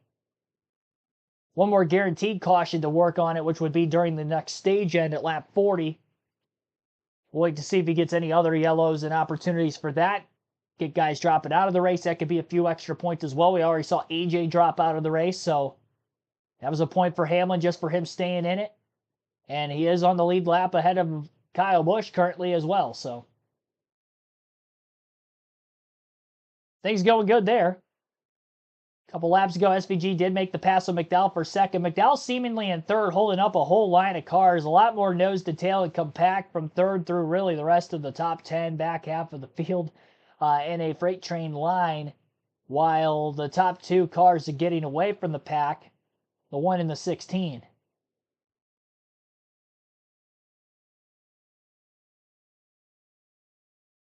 Current cut line battle has Daniel Suarez plus 31 points, 9th in the standings as we run. Ty Gibbs plus 28, plus 21 for Larson, plus 5 for Truex, who won stage 1, minus 5 for Brad Keselowski, minus 6 for Harrison Burton, minus 6 for Chase Briscoe, minus 7 for Denny Hamlin. And again, that is based off of where the cars are at in the field as of right now. Now, this is basing, obviously, everybody that's in the top 10 that would not only finish there, but also finish there at the end of stage 2. That will more than likely not be the case. So we're going to see that playoff cut line change quite a bit more. I think when we get in the final stage, we'll have a better view of how things are running as we run. But the strategy coming up before the end of the second stage, we're going to have some non-playoff drivers probably pitting early again. I'd imagine the playoff drivers will stay out. Most of them would probably stay out. Another full screen commercial break on the USA Network. Just over 50 minutes from the drop of the green flag to where we are right now, and a 78.76 mile per hour average race speed. 2 cautions, 1 for incident on lap 1 in the lap 20 stage break. Ross Chastain has led the most laps in this race from the pole, as he has currently led 23 laps and counting. Shane Van Gisbergen faster than Chastain by about 0.4 of a second that last lap, and the gap between them is now only 0.7 of a second. With SVG in, of course, second place. Michael McDowell in third, 2.6 seconds back. Joey Logano, 3 seconds off the lead in fourth. Zane Smith in fifth, 3.2 seconds off the lead. Corey LaJoie is 3.4 seconds back in sixth.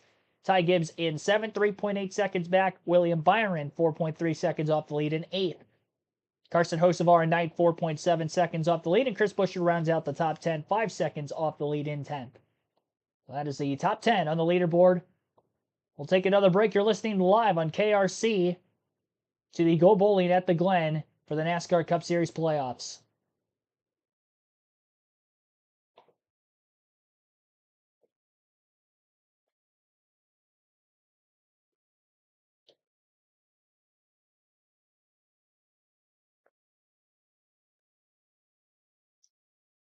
Our current voting poll is at 119 votes. Again, that closes at the end of stage 2.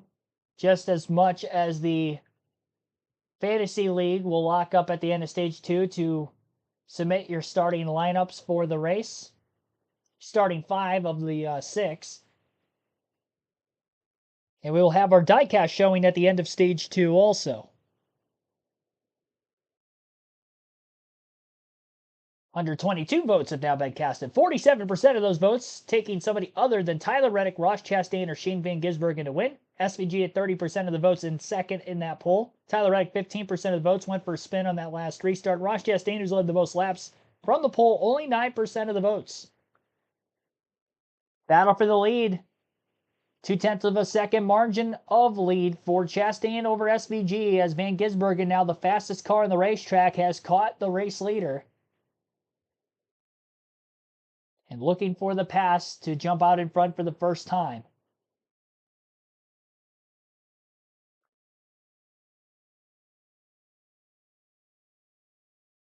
This week on DraftKings Sportsbook, new customers can bet $5 and pocket $250 in bonus bets instantly to use on any sport you wish, whether it's this race or tonight's Sunday night football game. Download the app and use the promo code SPEED. When you sign up, the important figures are at the bottom left of your screen. Stevie, who catches your eye? Well, SVG's been the favorite all week. Continues to be the favorite as he runs at second, right behind Chastain. Chastain getting that respect 5-1 now, with as dominant as a car as it looks. McDowell as well. A lot of races still to go, though. Maybe some good numbers there on young Ty Gibbs at plus 1,300. The WeatherTech on board for Shane Van Gisbergen. He is all over Ross Chastain. And Dylan, there's still 8.5 laps to go in the second stage. And this gap between SVG, who we ride on board with, and Ross Chastain has slowly evaporated lap over lap. And these two, as the race leaders, have left third on back. Michael McDowell has got everybody jammed up behind him. But a great race up front as they exit the bus stop. Top two, nose to tail, as SVG peeks to the right side. Chastain able to guide his car back down to the curving and pull away out of 5. I certainly feel that SVG and his team have made their car better.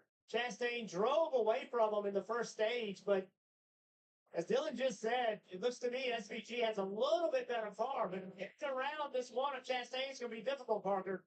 Right, he's also been talking about trying to save those rear tires as they go through this run. But it's interesting watching these two battled out the front of the field.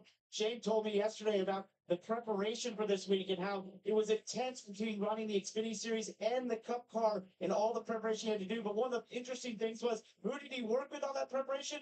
Ross Chastain. He said he and Ross worked together and actually found some things they felt like could make them better above the field, and now they find themselves battling out. Let's see who took the best notes. Watching the battle for the lead from Shane Van Gisbergen's on board on the top box. The bottom block is a little prepared. Double forwards there, the 34 of McDowell. Most got the 22 of Logano with Zane Smith of Spider Motorsports looking over. McDowell defends on the bottom screen that race for third. Joey Logano had a look to his right on the entry to the bus stop. McDowell faded over just enough that Logano had to roll out of the throttle and try to reload here as he pulls them through the carousel. Logano drifts a little bit wide at 22. Zane Smith right there looking to his inside in the pit spot. Yeah, Logano misses marks just a little bit, but I got to tell you, I'm so impressed with this 22 of Joey Logano. When the playoffs started, they came to play. So everybody talks about the pressure of the playoffs. I think Joey he loves it. He's comfortable with it, and the results are showing. It was confident from the minute he sat down with his dip, right? He walked in, he has air of confidence. I asked him point blank, hey, can you all talk about the playoffs? And he looked at us and goes, I don't think anything has to be said. Our whole team, top to bottom, is experienced. They know what's on the line, and they proved it with a win last week and another fast car this week. Go ahead, Becky. Hey, now Logano's just waiting for McDowell to make a slip. I mean, he's been poised and consistent. Problem is, McDowell's so solid. That one little slip from McDowell could allow Logano to have a lead, and he just about had one right there. And Joey is way better out of the S's, but McDowell just able to play defense enough that Logano can't do anything with it for this technical part of the racetrack. This battle for third, the bottom of the screen, is a good one, but it has continued to allow the top two to drive away. The gap now over 7 seconds between second and third. Joey Logano intentionally losing the bottom of the racetrack in that carousel, trying to get a better exit. But when he does that, he opens the door for Zane Smith behind him, gives Zane Smith a little bit of clean air. He's going to have to tighten that up a little bit. It was a good thing to try, but I think he's good. Zane Smith take advantage of that spot. How about the fact that all three Spire Motorsports Chevys are in the top 10? Yes, there's a breakaway group on different strategy, but let's give the team headed there by Zane Smith some credit in the 71. Marty, what have you got on Truex? Hey, Tiff, quickly approaching another divergent point with strategy when everybody flipped stage one. They are all the cars out in front of Martin Truex Jr., who did not flip stage one. So, see, the basic approach for all the crew chiefs was to see the progress those that did not flip the stage have made. And Truex has made absolutely zero progress. Right there, falling back to 18th, now fighting for 17th there with on the track. So, as a crew chief, how would you form that next decision coming up in 3 laps? Well, Truex might not have gone anywhere in running order, but he went somewhere in the points order. Scored a lot of points. It's the same thing. Rinse and repeat. Gibbs, Byron, Bell, Burt, Briscoe, Truex. All should stay on the racetrack and score those stage points. 5 laps to go in stage 2. Chastain continues to lead. Shane Van Gisbergen continues in second over a 9-second gap back to Michael 7th, William Byron 8th, Carson Hocevar 9th, and Chris Buescher in 10th. Noah Gragson in 11th, Juan Pablo Montoya 12th, Christopher Bell 13th, Josh Berry 14th, and John Hunter Nemechek 15th. 16th for Harrison Burton, Chase Briscoe 17th, Martin Truex Jr. 18th, Todd Gillen 19th, and Alex Bowman 20th. 21st, Eric Jones, Chase Elliott 22nd, Daniel Hemrick 23rd, Austin Cindric 24th, Kyle Larson 25th, Bubba Wallace 26th, Justin Haley 27th, Brad Keselowski 28th, Ryan Preece 29th, and Kaz Gralla 30th. Austin Dillon 31st, Tyler Reddick is back at 32nd. He spun on the restart. Daniel Suarez 33rd, Denny Hamlin 34th, and then Kyle Busch a lap down in 35th. AJ Allmendinger still off track 36th, and out of the race, Ricky Stenhouse Jr. 37th, and Ryan Blaney 38th. So that rounds out the field. Chastain has led 31 laps so far of the 36 completed, as we have 4 laps to go in stage 1 at the line here in a couple corners. 4 laps led for Martin Truex Jr., who ended up winning stage 1, staying out of the pits on that strategy late. Be interesting to see who maybe wins stage 2. It's either going to be Joey Logano or Ty Gibbs, I think, is going to end up winning stage 2 here. I think Gibbs, Byron are definitely staying out because they did not get stage points at stage 1. So I think they're going to stay out, get the stage points, and then Joey Logano, it'll be interesting if he stays out or if he pits. Because if he stays out, he can get the stage win, and that playoff point carries over to the next round because he's already locked in. Or he ends up staying out of the pits, thinking that, goes into the pits thinking he's got a car that could win this thing, which could be the case. He's faster than McDowell in front of him. He just can't get around him.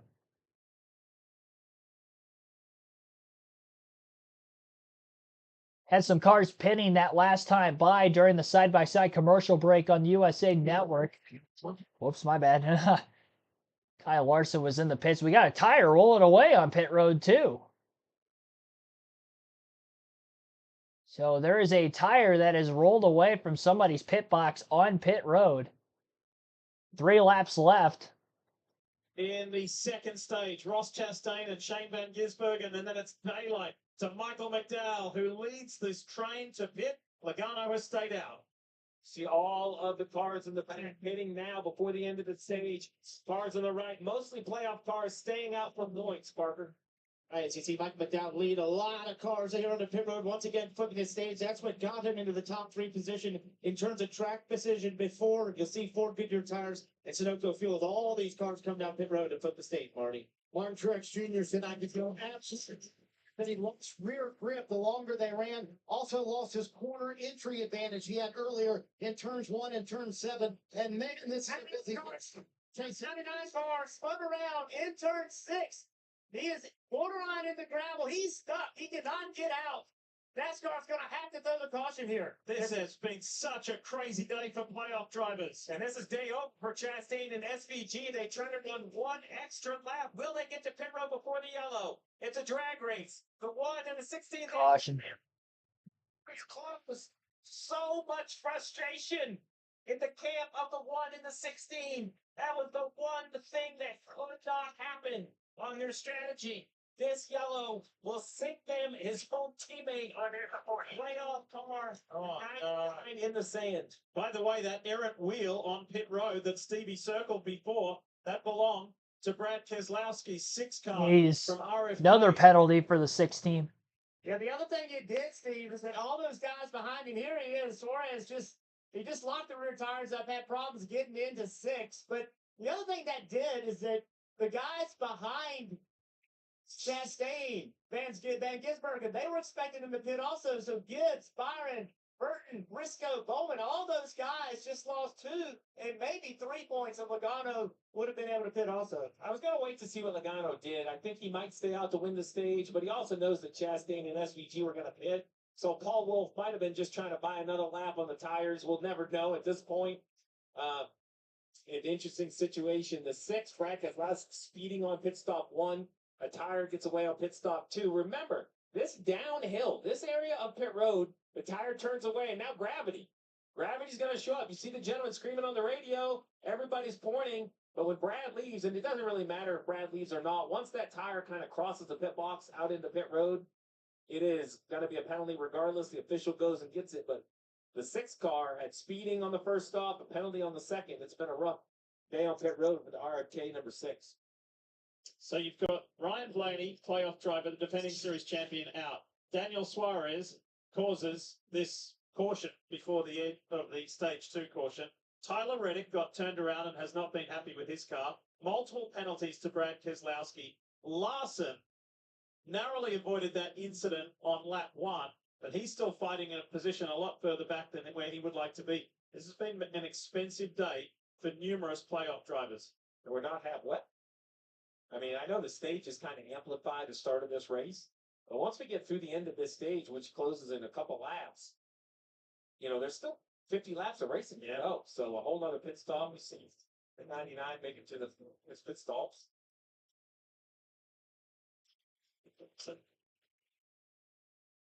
And the irony of one trackhouse car leading and one trackhouse car caught the caution.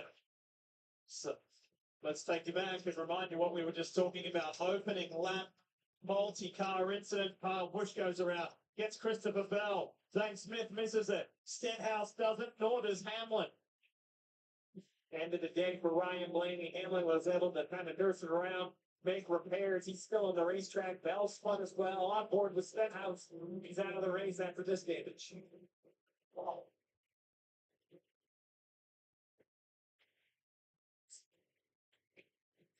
That kind of tells the story for Ricky, doesn't it? Big hit. Yes. This is a close-up look at the damage of Denny Hamlin's car, and this was the moment that Ryan Blaney was informed that he was done for the day.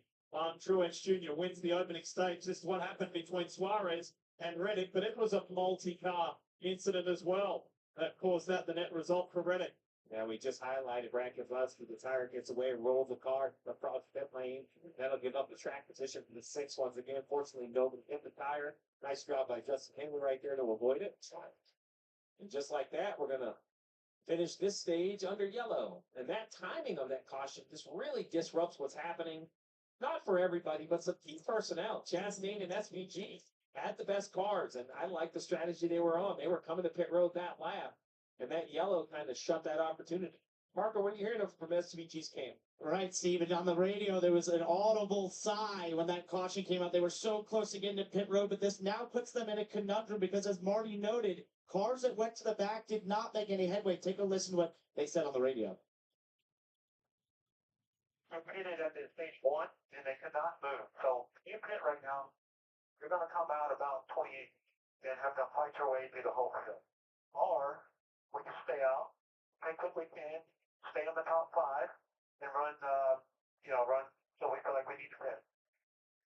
So that is the decision for this 16 car and the 1 car. Do you pit, get the tires, and think you can muscle your way through, or hold out on those old tires and just see how far and what you can hold on to at stage 3, Marty? Parker kind of banking on the fact that the 1 and the 16 they thought would pit before the end of the stage. I just asked Paul Wolf the question that you asked Steve, and he said, yes, they were going to stay out and take the playoff point. He said, now we didn't get the playoff point and we're buried, but sometimes that's just how it works. Right, Steve, at the road courses or anywhere with strategy these days. Oh, tell me when the yellows are going to come out, Diff, and I'll tell you when you're supposed to come to pit road.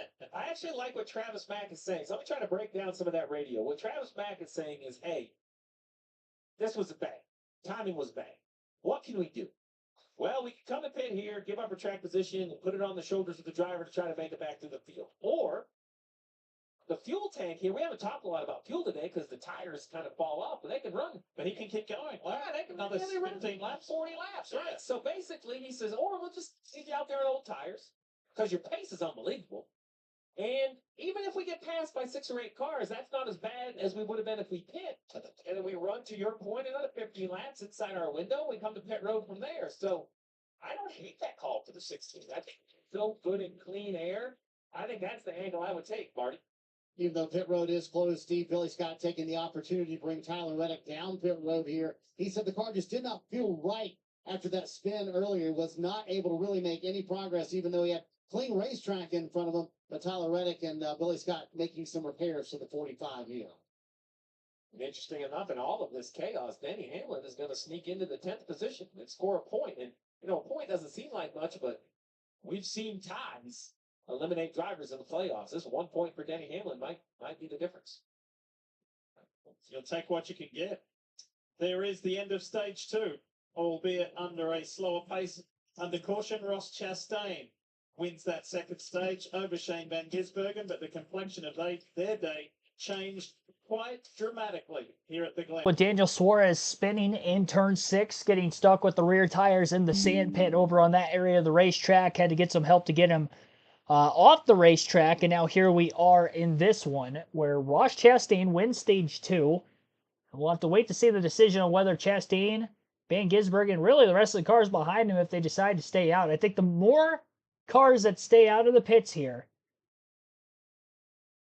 behind Ross Chastain, Shane Van Gisbergen, I think the better off they will be, as well as the cars directly behind them in the running order, top 5, 10 or so. Because those that pitted for 4 fresh tires, they're still further back. I mean, they seem to be, it looks like 26 on back, where Keselowski is at on back, and he had a pit road penalty, so Brad will be at the tail end of the line on the restart. So, yeah, 26th place on back will have fresher tires. Larson, actually, he pitted. Yeah, Larson pitted 25th. Not sure how many more of those playoff drivers ahead of Larson in the leaderboard hit pit road or not. At least Larson in 25th on back have fresh tires. And it's probably about 12, 13 green flag lap fresher tires. Right around there.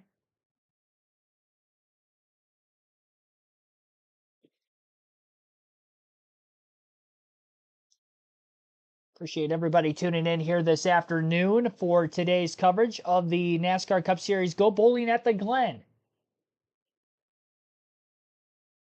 We're at the end of stage 1 and stage 2, so the fantasy lineups have now locked. 50 laps to go still in this race, 40 laps complete. And we will now end the chat poll that is open as well, as we are also at the end of stage 2 for that. 135 votes were casted today. 45% of you taking somebody other than Reddick, Chastain, or Van Gisbergen to win the race. SVG getting 28% of those votes. 14% for Tyler Reddick and 11% for Ross Chastain. Interesting. Chastain, Van Gisbergen dominating the race. Interesting to see what they do here. I don't think the race is ruined. I think they are going to... I would stay out. If I were them, I would stay out of the pits here. Try to extend it to the end of the pit window, pit one more time, and just hope that a vast majority of the cars behind you in the running order will do the same thing. Denny Hamlin, by the way, is up to like 10th right now. Although our leaderboard is actually changing quite a bit. I think we might have cars coming to pit road here as it opens. Here's a reminder, when in Las Vegas, stay where the racers stay at the South Point Hotel, Casino, and Spa. It's your ultimate pit stop on the Las Vegas Strip. South Point, everything you want, all under the one roof. Welcome back to the Finger Lakes District of New York, Watkins Glen.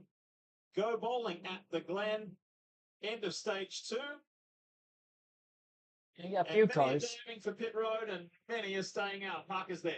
Right, and the car that leads them down there is the 54 of Ty Gibbs. He pits from the 4th place position here in this stage. They got to that position by flipping the first stage, and that got them track position to get some points here. Remember, they came into this race +1 above the cut line, so those are crucial points for the 54 team, Kim. partner for last year's winner, William Byron. A little debate on what to do during this caution. Ultimately, Byron saying we have to make the car better. They are making significant adjustments. He said, I just need way more lateral grip, wants to be better in traffic. So do expect a longer stop for some changes here for William Byron. Wow, there's big changes happening underneath the back of this car. I can't really tell you what they're doing. Maybe it's just a rear sway bar, rear shock, or there's a few different things that could be adjusting there. Need to tell you about a lot of penalties, but it's highlighted by this one here. Hendrick Motorsports, Kyle Larson, and Stevie explain why. So we don't get called this much, but this vehicle interference. So let's take a moment. Yeah, run There's over an the orange hose. line in every pit box right here. That's a reference for Kyle Larson. They would love to see the 5 car be on the outside of that, pulling into his box. There's an orange box out here. That orange box is a reference for NASCAR's cameras. If they can see the orange box, they know the right side of the car is well over the orange line. So if we roll forward just a little bit, you're going to see Kyle Larson. I mean, he straddles the orange line 3-4 feet of the car. And this is a major disadvantage to the 43 of Eric Jones. Not just a disadvantage, it's just dangerous. I don't want to make it sound like you can't touch the line. And if the 43 wasn't there, he has the right to use that box. But this was 2 years ago. NASCAR put this in place. This is for protection of the crew members. Yeah. We rarely see this. I have to wonder. We see drivers drive through a lot of pit boxes. And another issue of Kyle Larson, remember, the driver is on the left side, away from pit wall. The opposite of every other time he comes down pit road for the year. I think that has something to do with it. Let's listen in. I mean, yeah, I'm sorry because I'm not even, it's hard to see that orange box that's in your right front versus the left front. I thought I was being extremely cautious, so I guess not. So you're here, right front versus left. Yeah. I know it sounds silly, but it's backwards. I mean, I'm not going to ask you, Diff. I know you've probably driven on the wrong side of the road. But if I go to a country that drives on the wrong side of the road, I have to think every left turn and right turn, which lane I'm turning and show. It's the same idea. He's on the wrong side. And I have to admit, I was wanting to see how, like, obvious the call was. Big stack up right here on the choose. The 23 of them all was pulled over for some reason. By the way, Bubba was one of many cars penalised. Oh. So Zane Smith had a speeding penalty. The tyre penalty for Brad Keselowski, we showed you that. So Bubba, along with Tyler Reddick, Daniel Suarez, hitting too soon. So that group of drivers all penalised. If you're keeping the clip notes, you're out of ink. Yeah, there's been a lot. It's been one of those days. Yeah, we got Steve. This restart could be crazy. We got old tires starting. Yeah, this is going to be an interesting restart upcoming here. And as we get to it, it'll be Chastain, Van Gisbergen on the front row, and a lot of those drivers at the very front of the field on older tires. Pace car is in the pits. Green flag is in the air. Chastain, SVG are there. Who's going to get the launch? First time SVG's been on the front row for a restart today. He's on the outside lane. Chastain down low. Briscoe looking even lower to the inside. Briscoe sails it off into the corner. He locked the tires up, stacking a bunch of cars up behind him as the top two of the restart remain 1-2. As it looks like Briscoe was close to actually still staying alongside SVG. Contact. Gregson and Gibbs battling for position in the S's. Saw Gregson's car get a little out of shape. That was actually Montoya. Montoya in the 50 car, the Monster Energy scheme this weekend, made contact with Lieutenant Gregson initially. Joey Logano loses quite a few spots. He's now battling for 7th with Carson Hocevar. Won that battle, I do believe. Nope, Carson's still alongside of him. Door to door, all the way through the carousel in turn 5. Headed for turn 6, and now the 77 lets the 22 through and dives in line behind him. So now Logano wins the battle for 7. Side by side between Montoya and Nemechek, 2 Toyotas behind. Michael McDowell able to get the 4th, passing Corey LaJoie. So back up in the top 5 is Michael McDowell again. Couple laps away from the halfway mark. Chase Elliott burying it 3 wide to the inside underneath Cindric and Gillen. That was a very aggressive move by Chase Elliott, and that knocked the 38 of Gillen so far wide off turn 1, he loses a handful of positions trying to get back on the racetrack. Gillen falls to 22nd. Chase Elliott up to 16th. As he was able to clear Cindric into the S's as well. Top 5 on the restart. Ross Chastain in the lead. Shane Van Gisbergen in second. Chase Briscoe third. Michael McDowell fourth. Corey LaJoie fifth. Alex Bowman battling with the 15 of Kaz Gralla for 18th. Bowman on the outside in the carousel. Exiting that corner, still door to door. And they'll drag race down for turn 6. And Bowman should win that battle. Being on the inside. Yep, he is clear. Gralla in line behind him. Good over-under move to get a decent exit off the corner for Gralla, but can't pull back alongside the 48 again. So some battles for position still going on in the restart. And drivers on fresh tires trying to get by those on older tires. Martin Truex Jr. making a pass on Nemechek for 11th. One Toyota passing another. And Corey LaJoie trying to put a battle back to Michael McDowell. McDowell getting held up, it looks like, by Chase Briscoe in third. Briscoe trying to hold on. Top 2 getting away from the rest of the field on yet another restart. Again, after about a 15-lap green flag run in practice, about 2 seconds of fall off. So we're going to see that for these drivers on these fresher tires. It is about that many green flag laps, maybe a little less than that, but pretty close to about 15 green flag lap fresher tires for those that just pitted during the stage end, as well as before the end of the stage. Not sure exactly who is highest in the running order of those on the freshest tires at this moment. As soon as they show that graphic on the USA Network, I'll obviously let you guys know. Halfway through the race, Larson sliding. Got off in the grass on turn 6 exit, ran out of asphalt. Tried to squeeze his way under Keselowski. Maybe a little contact into turn 7. Larson trying to get some points back, of course. Pit penalty, restarting at the tail end of the field. Not a good day for him. And even Denny Hamlin, whose day started off terribly, he's actually ahead of Larson in the running order now. Denny in 27th, Larson in 30th, as he is not able to stay in front of Keselowski. Brad wins the battle for now. See, when you're this far back in the pack, then you just got fresh tires battling other drivers with fresh tires in the passage. It's going to be way harder there than what it's going to be maybe more mid-pack with where we're seeing right now. Ty Gibbs getting by the 41 of Priest. William Byron can't quite squeeze underneath the 41 car. That gap closed up quickly. Byron going to try the inside into turn 6 instead. A little bit of damage on the 41 of Priest. He was involved in that incident at the start of the race on lap 1. Some bare bond on the left front fender of his race car. SVG keeping close proximity to Ross Chastain. About a 3-4 car length lead at the very most between those two at the front of the field. About a half a second or less as they go through the S's. On lap 47.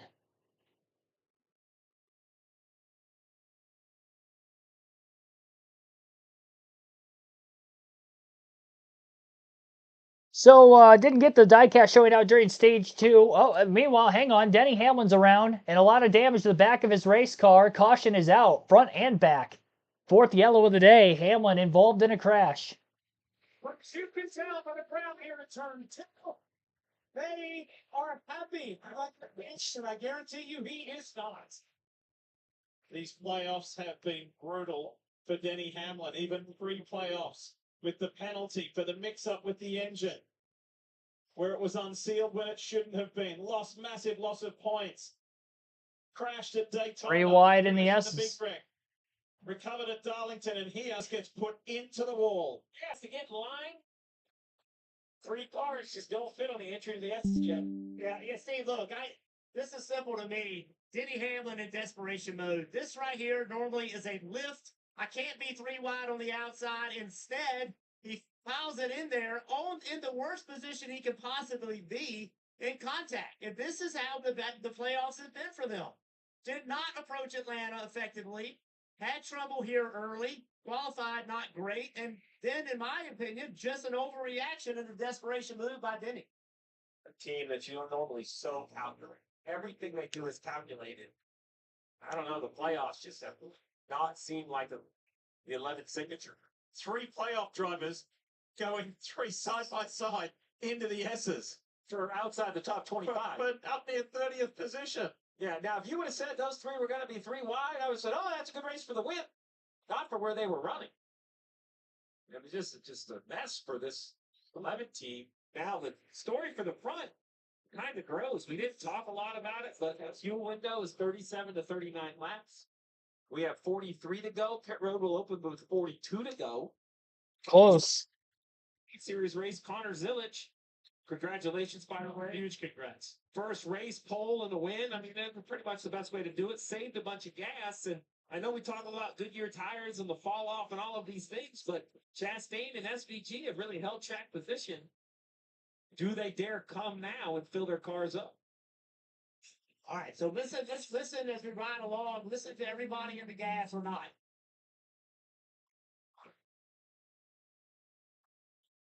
Three cars and a spot made for two, or maybe 1.5. And you can see the fire coming out of the pipes in the 6 car trying to get out of that. So, you know, and the 11 also, actually. So my initial instinct was they were all in there too hot. Red's got quite a bit of damage, too. They were all lifting, expecting the other one to get, they were going to lift, they were going to pull behind. But in retrospect, I think they all were lifting and they all got slow together and then 3 wide in a space made for 1.5. Points as they run now. Denny Hamlin, 18 outside the cut line. Yeesh.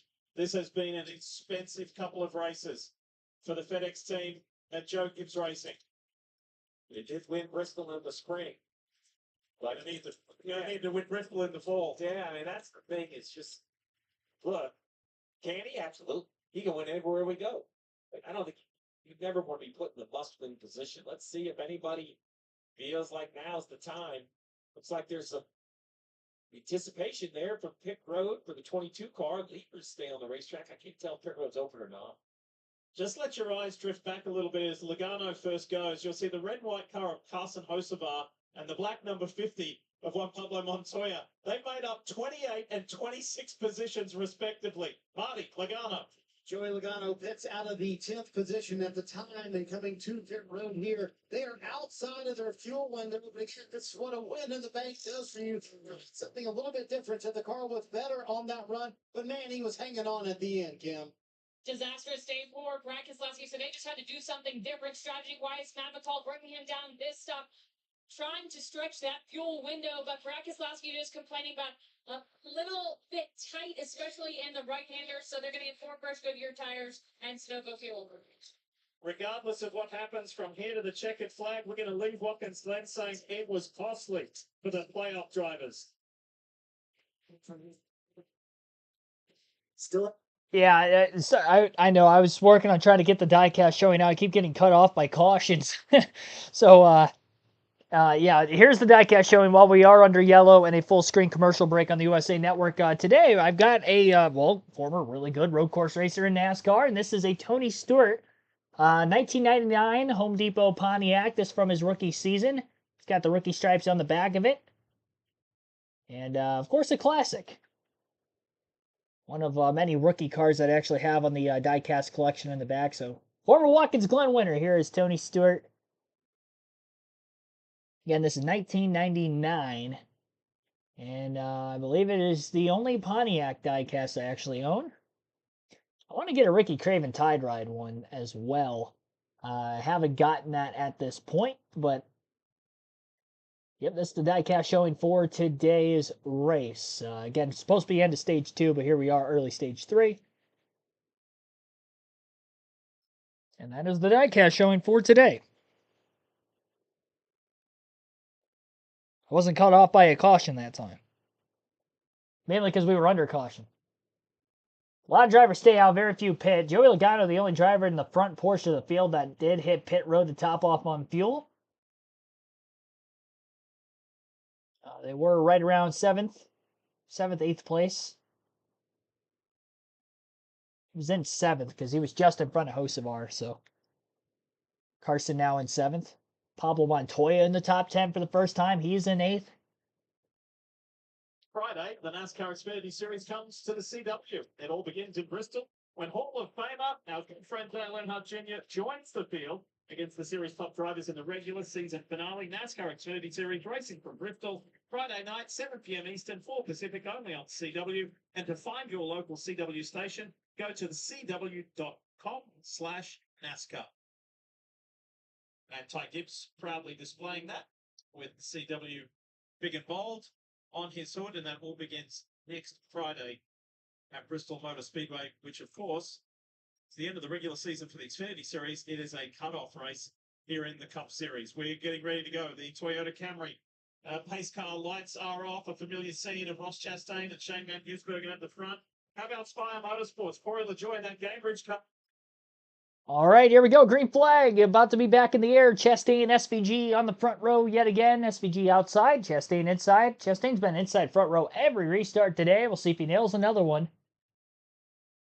And he nailed it in the restart zone. He's easily clear well before getting into turn one. Might give a shot for Michael McDowell to get to second as he's underneath the 16, but he locks the front tires up getting into the corner. SVG going wide. Still side by side for second initially, but SVG does win that battle in the S's. Corey LaJoie in fourth, having a solid run so far, outside of cause of the incident on lap one, of course, but we'll let that slide, I guess, for the moment, even though my guy Ryan Blaney was involved. A lot of an accordion effect going on.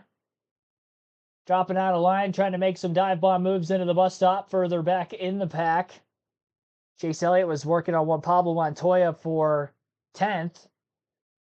As Juan Pablo lost a couple positions on the race start to Gregson and Truex. Truex back up to 9th in the top 10 as he progresses forward. Martin won stage one. Good comeback race for Truex after getting taken out in a crash at Atlanta last week and was, as a result, below the cutoff line by 19 points coming in. Carson Hocevar to the inside of Chase Briscoe. Briscoe looked like he was holding up some cars on that last green flag run prior to the Hamlin caution. So we'll see with a couple of young guns right behind him trying to pounce for position. His teammate Gregson also there. Bit of a gap already building between 5th and 6th. And Hocevar on the outside off turn one completes the pass. Great move. Inside wasn't working, went to the top and cleared him off of turn one. Hocevar now to 6th. Top 5 cars under a blanket at the front of the field, separated by 1 second from one another. Those 5 drivers again, Ross Chastain in the lead, Shane Van Gisbergen 0.3 of a second back at second, 0.4 back Michael McDowell at third, and Corey LaJoie 0.8 of a second off the lead in fourth, 1.2 seconds back at the line was Chris Buescher in 5th. That's the top 5. Cars that just hit pit road with the freshest tires in the field and the most fuel in the race cars. Are 24th on back. Joey Logano in 24th as of right now. First of those. One car locking their tires up, getting into turn 6. Looked like it might have been Ryan Preece in the 41. And that is in 20th place, is where Preece is running. So definitely some split strategies. Those that had the most fuel in the car still maybe a little bit outside the fuel window. 37 to 39 green flag laps is what we could go at a full tank. We restarted with 41 laps to go. Currently working 39 to go as of right now. Side by side in the SS, Logano, Zane Smith battling back in traffic. Logano stays in front of him. All the Toyotas of Reddick and Gibbs continue on in front of the 22 car. Gap at the front, still 0.3 of a second between Chastain and SVG. Chastain at times just hasn't been able to pass him. Big slide of the tires into the bus stop through the braking zone for Zane Smith, and Larson is now all over his back bumper for 24th. Can't get to the bumper in the carousel, and they still continue nose to tail single file.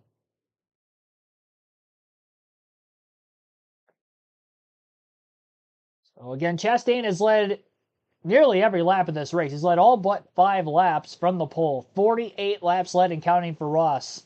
4 laps led for Chastain. He won stage 1. Chastain, of course, winning stage 2.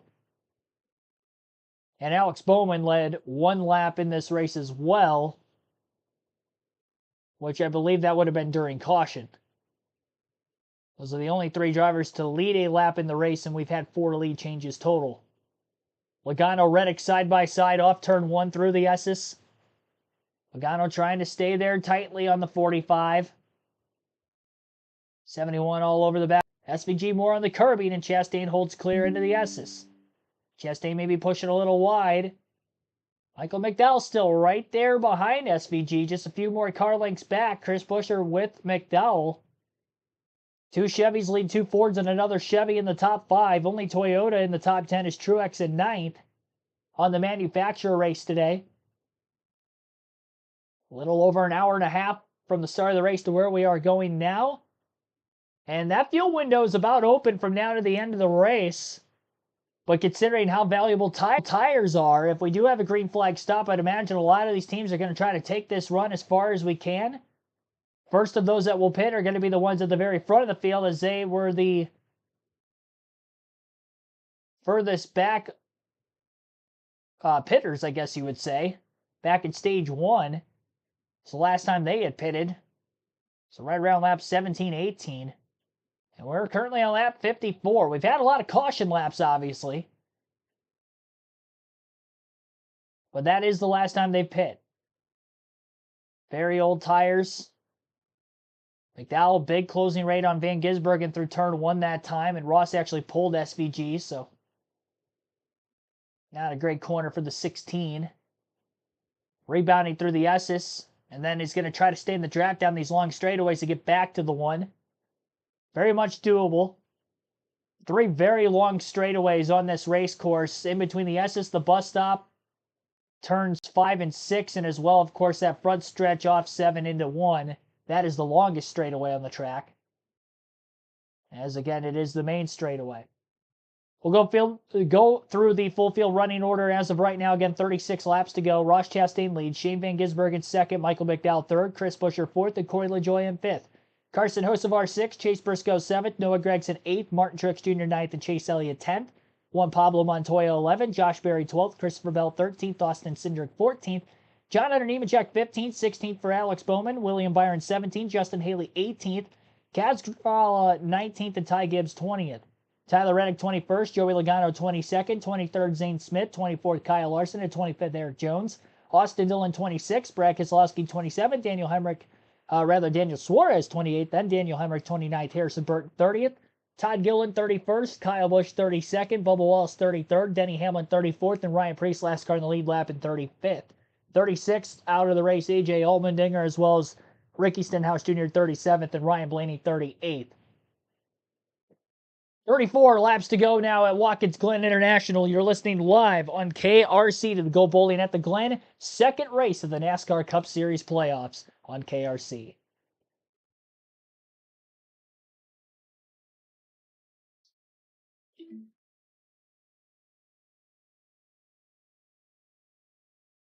Extraordinary. USA's the new home of Friday Night SmackDown. The big moves making David Watts. It all goes down on Friday Night SmackDown. Live on Fridays at 8 on USA. Making big moves. You saw it all unfolding in non-stop. There's finally a change towards the front. And those tyres are wearing out for Ross Chastain and Shane Van Gisbergen, because here comes Chris Buescher. The 17 is flying on much fresher tyres.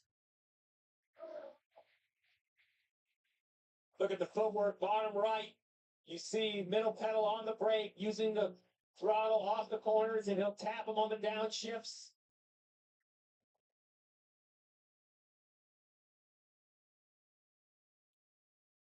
Marco, what you got? Shane Van Gisbergen just came on the radio and said the tires are really going down. Everyone wondered how far you could go on these. Everyone in practice only did about 15 laps, and a lot of crew chiefs asked the question, is there a cliff and when these tires fall off? Well, these guys are basically at 40 laps, the 1 to the 16. 40 total, 30 green, and for sure you're starting to see them go away. But until they start to lose too much track position, as Buescher claims, Chastain, what a great move. And Chastain's time at the front has come to an end. Ross has led more laps here today than his entire road course career. Baggy, it's been fun at the front, but there's a new man up there now. Yeah, it is. And it's Chris Buescher trying to move away. And Shane Van Gisbergen in the 90 or in the 16 car just trying to hang on to his race car with those tires that are starting. Michael McDowell right in front of him. There's a 34. He gets by, and there's two more that are lined up behind SVG. They've been able to watch how aggressively the 1 and 16 have charged through this bus stop, just trying to hold on to track position the last couple of laps. Both of them using a lot of curving, just trying to stay in front of Buescher. Now Chastain trying to hold off Michael McDowell in that 34, and Shane Van Gisbergen has got Corey LaJoie and Carson Hocevar at his back bumper as they all run second, third, fourth, fifth, and sixth on screen. See Denny Hamlin on pit road. See SVG's hands out the window, letting everybody know that he is going to pit this time.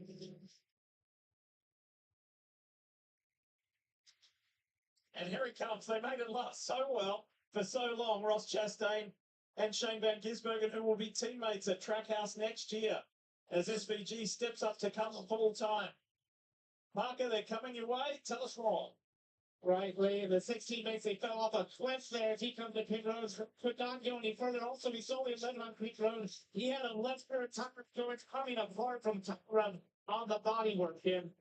And from Ross Chastain making a stop as well. Ross saying he's still tight in the right and left-handers, could use more forward drive. The rear, though, he said, is hanging on pretty good. It's going to be 4 fresh Goodyear tires. They will wait on fuel. As you see Chase Briscoe on the bottom, he said, I need a little bit more lateral on exit. Overall, though, the car very good. 4 fresh Goodyear tires. No go fuel. 4.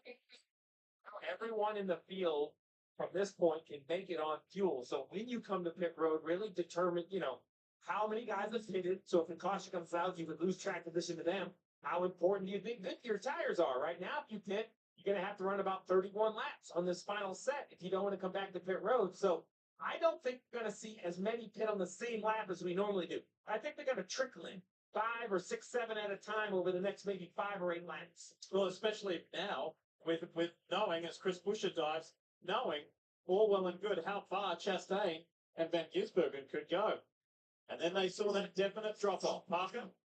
As we see Chris Buescher hit pit lane here, this is maybe a reaction to seeing the 1 and the 16 come down pit road as they can be ripping fast lap times on those newer tires. The 34 team actually came on the radio and said, we expect those guys to be slower at the end of the run. So this is the idea of putting these newer tires on now and having the faster lap times against the older tires out there. 31 to go here at the Glen. How's this going to work out? I tell you what's working out pretty well is Carson Hocevar. He's on the same strategy as Michael McDowell. There he is right there. And his teammate Corey LaJoie. He has been flying. The 21-year-old. He's got truck experience here. First time in a cup car here at the Glen, and he's loving it. And he started a long way back. He has made up 33 spots. The Ashley Furniture drivers on the move. And there's no one better than Carson Hocevar. Super impressive. We talk a lot about strategy, but from the 77 and the 7th, it's been really good decisions up pit road, smooth pit stops, no penalties, and just kind of raw speed. As now we see the 77. This is what I mentioned. Kind of eyedroppers, 2 or 3 at a time. I like the 77 here. They're going to try to counter the pit stops on the 1 and the 16. Yeah, coming down pit road has been a nice day for Carson Hocevar so far. And Steve, a lot of crew chiefs are thinking about they would love to pit in this range as well, but they're really worried about the tires, not so much speed-wise, but wear-wise. So a lot of crew chiefs running a little bit longer here and leaving their driver out, Kim. And the 24 William Byron in. Remember that last stop, they made big changes, changed the rear bar. This run way better for William Byron right now. The plan just picked for 4 fresh Goodyear tires, Sunoco fuel. They will go on the track.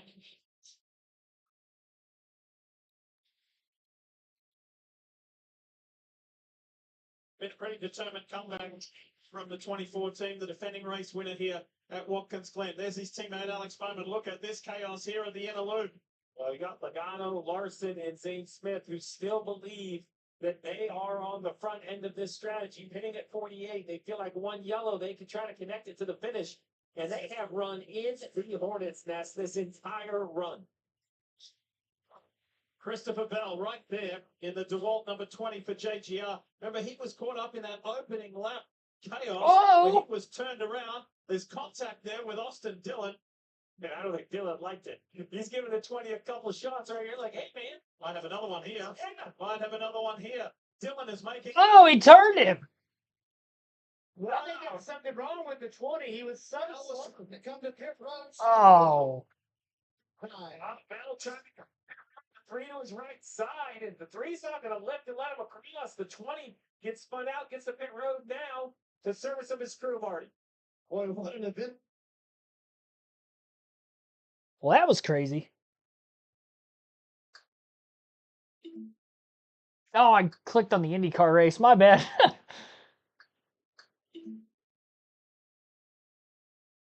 No. Got the wrong race. Here we go. Maybe later. What else you want to have today, Stevie? Oh, we love this at 29 to go. Keep in mind, stage 1 with D. This is Michael McDowell, the race leader for Front Row Motorsports in that Benabone Ford. Jeez, and now Danny Hamlin has had A nightmare day. yeah, quite the dance. You see another car peel up come to pit road, one of the SFR cars. Looks like the 10. Noah Gregson's had a good day. Qualified in the top 10. That's his best ever qualifying on a road course. Kim, tell us more. Yeah, he has had a good day. Really, no major complaints. Just maybe he's a little bit more lack of grip, a little snug in the middle. But this car very good on the long run right now. We're going to take fresh tires and snow coat fuel. No major adjustments for Noah Gragson. Chase Elliott in as well. I feel like we've really spoken a lot today about the 9. There's just been so much else going on. But today is all about damage mitigation, gathering some points, and taking a little bit of pressure off you heading to Bristol next week. Meanwhile, Michael McDowell has cleared Denny Hamlin, who was back in 34th place. McDowell has a 2.2 second lead over Corey LaJoy. LaJoy's teammate, Hosevar, pitted. We saw that on board, but thanks to Toyota and Mark Truex Jr. Sits third at the moment. Really had a monster day. I mean, Truex has scored 10 points in the stages, came in 19 below. Both below that yellow line. Looks like they're coming to pit road. That's what it looks like off the rear bumper of Truex. Looking back at Josh Berry, Marty. Comes from third, as Diff mentioned, but during the cycle when everybody else was out there, ran about 8th, but the highest running playoff driver. And this was a team that was really worried about tire wear. Truex has had problems with the left rear cording all day long, so that's why James Fall wanted to leave him out. But this will be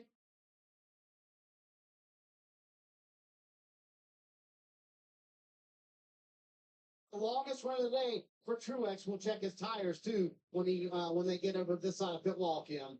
As you see Alex Bowman coming in, they've had a great 2 weeks. Alex, feeling really good with the car right now. So it's just going to be 4 fresh Goodyear tires, Sunoco fuel for Alex Bowman. The Chicago Street Race winner.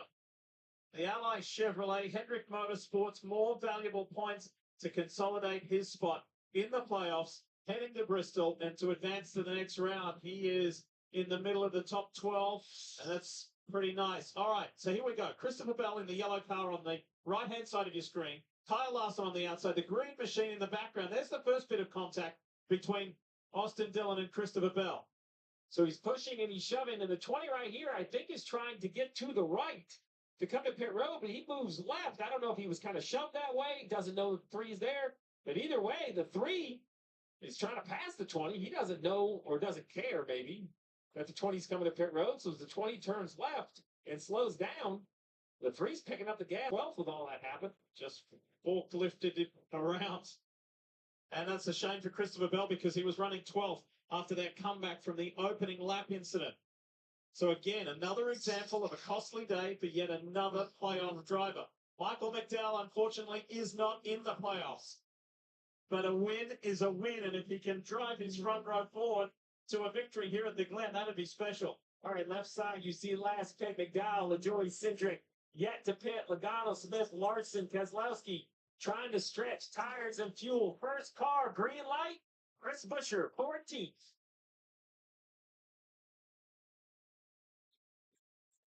Love your phone, but not the car. All right, so here we are, 25 laps to go at Watkins Glen. Michael McDowell, 3.2 second lead over Corey LaJoie. Big battle between SVG and Ross Chastain, where if everybody else in front of them pits before the end of this race, again, this could be a potential fuel mileage race here. If they all pit, then SVG and Chastain would be the battle for the win. SVG is currently in 15th, Chastain 16th, gap between them about a half a second. So SVG is out ahead of the one as of right now. He has passed him in traffic. And we still got cars trying to pit. Like Reddick tried to pit, and that cost him Wallace. He had to lift big time. That's going to cost him a spot to Gregson. So Reddick to pit road from the top 10. And I'm sure many others are still yet to hit pit road as well. Side-by-side commercial break on the USA Network. We'll go through the full field running order one more time here. Michael McDowell leads, Corey LaJoie second, Austin Cindric third, Joey Logano fourth, Zane Smith fifth, Kyle Larson sixth, Brad Keselowski seventh, Daniel Suarez in eighth, ninth for Austin Dillon, Harrison Burton 10th, Kyle Busch 11th, Chris Buescher 12th, Bubba Wallace 13th, Carson Hocevar 14th, Shane Van Gisbergen 15th, Ross Chastain 16th, 17th for Todd Gillen, Ryan Preece 18th, Chase Briscoe 19th, 20th is Martin Truex Jr., Josh Berry 21st, William Byron 22nd, Chase Elliott 23rd, Juan Pablo Montoya 24th, Janer Nemechek 25th, 26th, Justin Haley, Noah Gragson 27th, Ty Gibbs 28th, Kaz Grala 29th, and Alex Bowman 30th. 31st, Tyler Reddick, Daniel Hemrick 32nd, Christopher Bell 33rd, last car in the lead lap, that spin coming into the pits. Denny Hamlin a lap down 34th, Eric Jones 35th a lap down. 3 cars out of the race today, AJ Allmendinger 36th, 37th, Ricky Stenhouse Jr., Ryan Blaney 38th. Chastain has led 52 laps, most laps led in the race. We'll take another break. You're listening live on KRC to the Go Bowling at the Glen for the NASCAR Cup Series.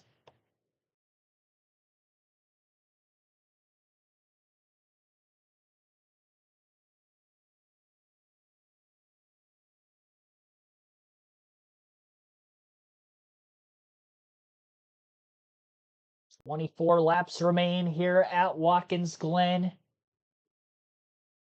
It has been an interesting one, to say the least, here today. Action-packed all throughout. Who will be the one to stand victorious? And if it is a playoff driver that isn't named Joey Logano, that driver will lock themselves into the next round of the playoffs. So we will see if that will be the case. Bowling at the Glen NASCAR playoffs, well and truly alive. Like this race has been epic in many ways. Hasn't been so great for a lot of playoff drivers, Marty, but it hasn't been too bad for Austin Cindric. The forever pit cycle continues to lead with Austin Cindric coming down pit road. Brian Wilson got this way for it, and it's going to be 23 laps on this set of tires for Austin Cindric to go to the end. Who said the car is really good. We'll see what progress he can make when he comes back out on the track. So why run longer? Well, the risk is a yellow. Cars will probably stay out. He'll have to pit. The advantage is now he'll have those fresher Goodyear tires as we see kind of a sprint to the finish, or I call it a sprint, 23 laps to go. Corey LaJoie continues to run out here with the lead. What a drive by Corey LaJoie. Hitting this time in the Gainbridge Chevy.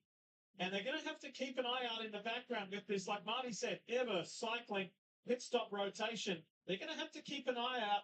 In position 11, car 16, Van Gisbergen is more than a second quicker than anybody in front of him. As LaJoie comes to the pits on board with thanks to WeatherTech. SVG has been slicing them up since that last stop. So if we look at the leaderboard, let's kind of update you now that we have 23 to go, what the plan is and what everyone needs from here, right? So Joey Logano leading the race, last on pit road at 48. Smith the same, Larson, Keselowski, Suarez. We see LaJoie continue to drop. They're trying to nurse their fuel and their tires, maybe all the way to the end. If we get a yellow, they may choose to pit. But the strategy is to kind of nurse them. On board with SVG, he's trying to push them. So back to the rundown, you see Buescher in 6th, Hocevar in 7th, SVG in 9th. That's kind of the freshest tire trying to happen. Is now SVG, aggressive move off the S's, heading in front of Dylan in the bus stop. And both of these cars, the 77 and 16, good on fuel, so they'd love to get around the three of Austin Dillon here through the bus stop. Hocevar does, and he gets away. Austin Dillon, a roadblock for Shane Van Gisbergen right now. SVG gets him away. Finally gets around him as they enter the carousel. And now these cars that you see on screen, Van Gisbergen and Hocevar, full attack as they try to charge through the field. And you can see the difference of new tires and old tires. Up the S's. There was nothing Austin Dillon could do against that. Now this battle rages side by side to 3 and 21. They're both pretty much the same tires. Wonder when they're going to fit. Both of those guys kind of the same strategy as in Logano at the moment. And keep an eye on the Chris Buescher as well. Because remember, Buescher got by Chastain and Shane Van Gisbergen. So it's Buescher, Hocevar, Van Gisbergen, all pitted in the same neighborhood. Bagman. Right now, Buescher is up to the 6th position. He's got some open racetrack to work with. That should allow him to perhaps maybe close in on Daniel Suarez and Brad Keselowski. Here's Buescher. A lot of open real estate telling in front of us. And he was very efficient after that pit cycle of getting through some of this slower traffic that still on the lead lap at that pace, but the tire advantage much more pronounced for Buescher here as he works into turn number 5. Just ahead of him up the road there, that's Brad Keselowski and Daniel Suarez. They're 4th and 5th on the racetrack, but Buescher is tracking them down. Yeah, Buescher will be the leader if he can get by these guys, or if when they pit, he will be leading this strategy behind him. Hocevar, SVG, Chastain. Question is, can any of these guys that did it on lap 48, can they stretch it 21 more laps? They're all going to try, Jeff. I don't think they're comfortable with their fuel position, but they're within like a handful, 2 or 3 or 4 short. The question is, if you just don't think you can make it, don't run so long on the tires, as now we see Larson jumping off that onto another plan. Hawker? Right, guys, that's what Daniel said. We weren't going to make it, so they're going to come down to pit road here for Kyle Larson, the 5, trying to recover from that instinct down in turn 1 where they got sent to the back. We've watched him all day trying to muscle his way through the field, and we'll see now where he rejoins. And if you hadn't heard the news earlier this week, it's good news. If you're a Kyle Larson fan, he's going to do the double again, the Indianapolis 500, the Coke 600 next year. And there's that collaboration between Hendrick Motorsports and the Arrow McLaren IndyCar team. It kind of got a little bit, got a wet blanket thrown on it this year at the Charlotte end of the deal. He did so well at Indianapolis, he's going to try it again. And I think he's got a good shot at doing it, weather permitting. Yeah, his pace was so impressive. And I think what they call it unfinished business. This is the trouble right here for the 17 of Buescher. As we see it, SVG and Hocevar. How about Hocevar? Kind of, SVG got by him. The Hocevar's chasing him down, trying to figure out a pace, trying to learn from the road course veteran in front of him. But Buescher's problem is he's a little hung up now behind the 99 to 6. As now we see the 71 pit. So as Jeff Burton pointed out, will they try to stretch it? We're starting to see more and more guys abandon that plan. Suarez is in, Parker's there. And what a recovery for this 919. Remember, they spun out at the end of stage 2, went a lap down, got back to the lead lap, and found themselves in the top 5 as it starts to cycle through, pitting for the top 5 position there, putting 4 Goodyear tires in Snowfield Field. We'll see where he rejoined that they were not going to make it on fuel. Teammate here, one in the playoffs, one not. And the boss man, Brad Keselowski, moves over and lets Chris Buescher through as he continues to make progress. It's a chase down between Buescher and Van Gisbergen. Hocevar and Chastain staying in there. 19 to go.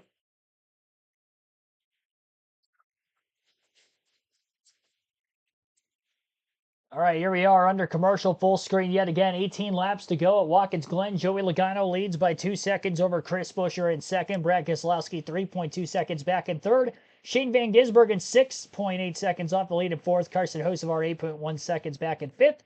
Ross Chastain in sixth, 8.7 seconds off the lead. Then you got Zane Smith in seventh. He's 11.1 seconds back. Make that now Michael McDowell in seventh, 11.4 seconds off the lead. Then Ryan Preece, 14.3 seconds above the cut line. Chase Briscoe, 15.9 seconds. I said the cut line. I heard dogs going crazy downstairs. Sorry for that. Ryan Preece, 14.3 seconds off the lead in eighth. Chase Briscoe, 15.9 seconds back in ninth. And then Corey LaJoy, 18.3 seconds off the lead in 10th. So that is the top 10 in the running order. The intervals between them, some of those have to pit. before the end of the race, some trying to stretch on fuel. SVG, who we know is plenty good on fuel to the end in fourth, really only has 3 cars in front of him that have to pit. Keselowski, Logano, Buescher a little bit better on fuel than that of Keselowski and Logano. So it looks like the battle for the win may be going to be between the 17 and the 16, if I had to guess. We'll take another quick break. You're listening live on KRC to the Go Bowling at the Glen here for the NASCAR Cup Series playoffs.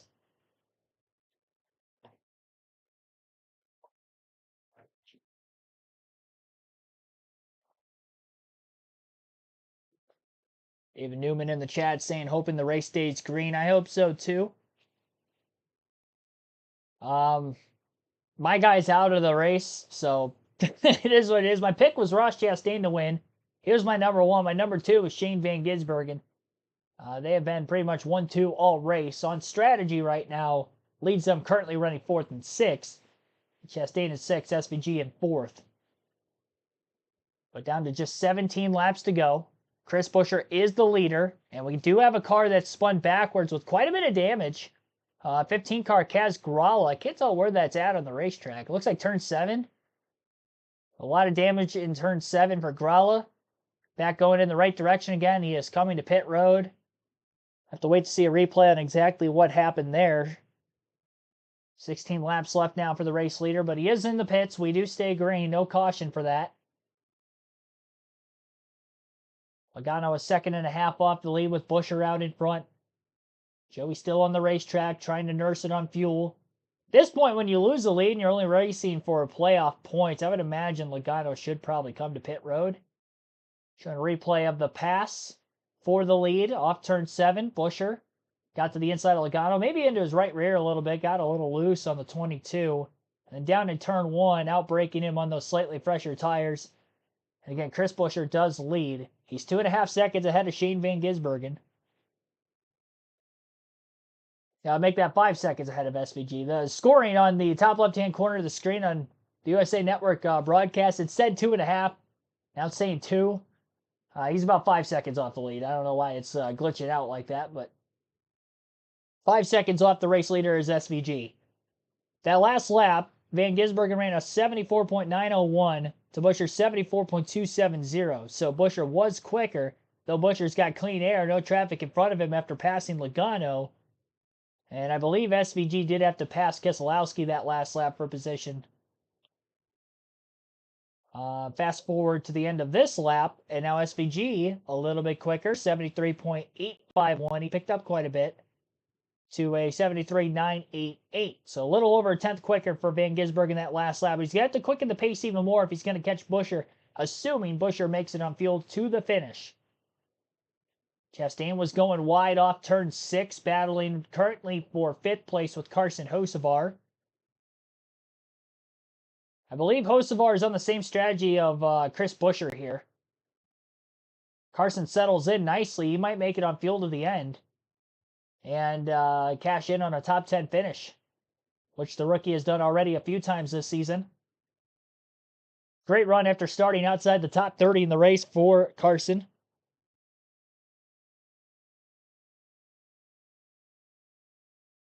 Chris Buescher still looking for his first win of the season.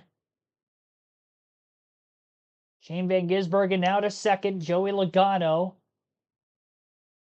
I believe, is coming to pit road. No, he's not coming to pit road. I think Logano's just backing way off. I mean, Logano was a 1.5 seconds off the lead just a couple laps ago, and now he is back in third, 6 seconds off the lead. I was thinking he came into the pits when I saw SVG in second.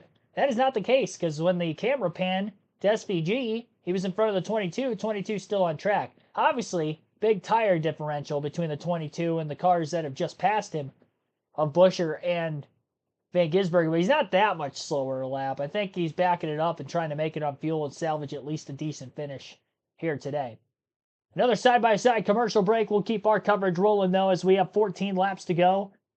More battles for position. Michael McDowell, Ross Chastain getting by Brad Keselowski in the 6th. Remember, Brad in the playoffs trying to salvage any points he can get after a rough day. 2 penalties on pit road, speeding and an uncontrolled tire penalty for the 16 Keselowski during each of the stage break pit stops. So he's put in a fuel mileage situation. He's trying to nurse it home to the finish, maybe catch a caution, get more cars to pit road. Whatever his strategy is, he is currently in 7th and just trying to hold on for dear life. If he can get a decent points day today, that's better than what he's been running for most of the day. No stage points for Brad either. Highest running playoff driver would be Logano in 3rd and then Keselowski in 7th. Briscoe at 8th. Of those that can definitely make it on field to the end would be the next highest. So a lot of non-playoff drivers up in the front of the field, and this is a result of the stage splits. Pretty much the stage pit stops back at stage 1, where the drivers who took the stage points under green flag action, that qualified well, that were in the playoffs, that wanted the points, needed the points, and got the points, those guys are the ones that are outside the top 10 as a result of this. Stage 2 ended under yellow, so we didn't get to see as much of that split strategy again. So therefore, Chastain, Van Gisbergen, who were at the front of the field at the time, just decided to stay out of the pits. And as we run, they're still up towards the front of the field.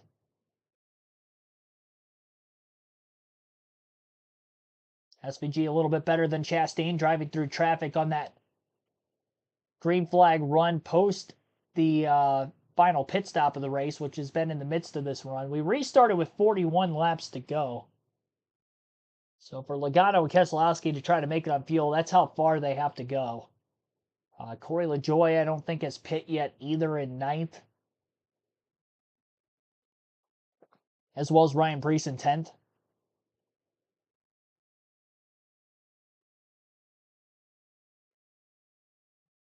SVG that last lap, 2/10 quicker than Buescher. It's going to be close. When he gets there, I would think that SVG is going to be the guy who can go out and win this race. But can he get there is the question.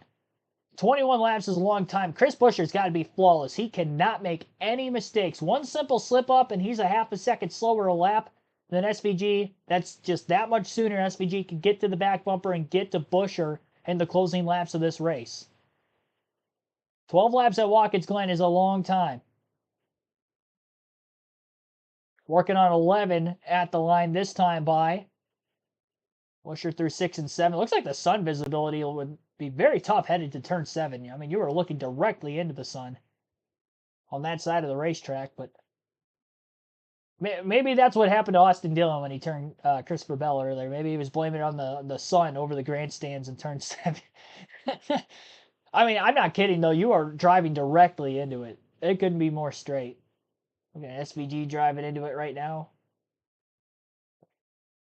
Kind of be that area of the track in turn 5 as well. In that last lap, 3/10 quicker for SVG over Chris Buescher. He needs to keep that kind of pace up. Actually, he might even need to be quicker than that. Or catch a caution. We got one car slow. Harrison Burton in the bus stop. Has a flat left rear tire, so another playoff driver having a problem. We are still green for the moment. And Logano is now on pit road. Logano in the pits. Keselowski in the pits. Harrison Burton still smoking. If that left rear tire does not come off the race car, we will stay green. If the tire carcass comes off the left rear and we get debris, then the caution will come out. There's no traffic around him right now, which is probably why he pulled into the bus stop. Now the tire's starting to come apart. Tire is coming apart, and that will bring out the caution. Would come in on 10 laps to go here at Watkins Glen. Harrison Burton got almost all the way back around to the pits, but the tire carcass started to come off. And now we are under yellow. Yet again, 11 laps to go under caution.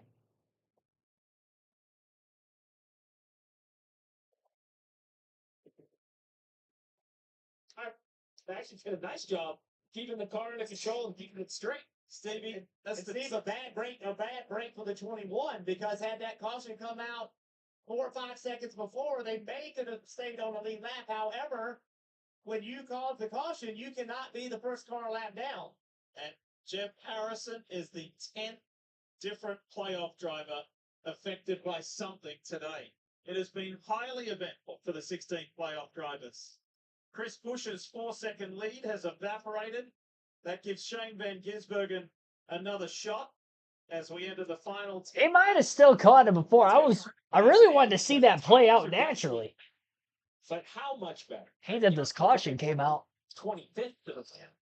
But if you had brand new tires in 10th, you know, the leaders have 21, 22 laps on their tires. So who thinks they have to come to pit road? Who doesn't? We saw Logano and Keselowski, so we know they're going to stay out. Listen, I don't think Buescher pits. No. So SVG doesn't pit. Well, we've got this order of Buescher, Van Gisbergen, Hocevar, McDowell, and Chastain, all non-playoff drivers. How about the 14, the Stewart Haas Ford of Chase Briscoe? He's in 6th place at the moment. Here he is here in the High Point Ford. Kim made a mention before that in his corner, he's got Joey Hand, the road course specialist, the sports car champion, former DTM driver. Joey's here, and he is a major help to Chase. Chase loves having him around. He said, I've learned so much from him. Joey was here as part of a test a little while ago. When you've got somebody with that many road course accolades, and from the sports car world, etc. Remember, Joey led quite a few laps at Chicago. He won stage 2. He finished 4th or 7th, and so this is building. And to Chase Briscoe's credit, Steve, after he was taken out earlier, he said, "It's okay. The way that these next list of tracks lay out for me, I'm still feeling confident." Well, I mean, for good reason. Currently 3 points above the cut line with how he's performing today. And if you don't remember what we were talking about, he was taken out in that Kyle Larson wreck last weekend when Kyle had that huge crash coming off turns 1 and 2. Chase was just in the wrong place at the wrong time.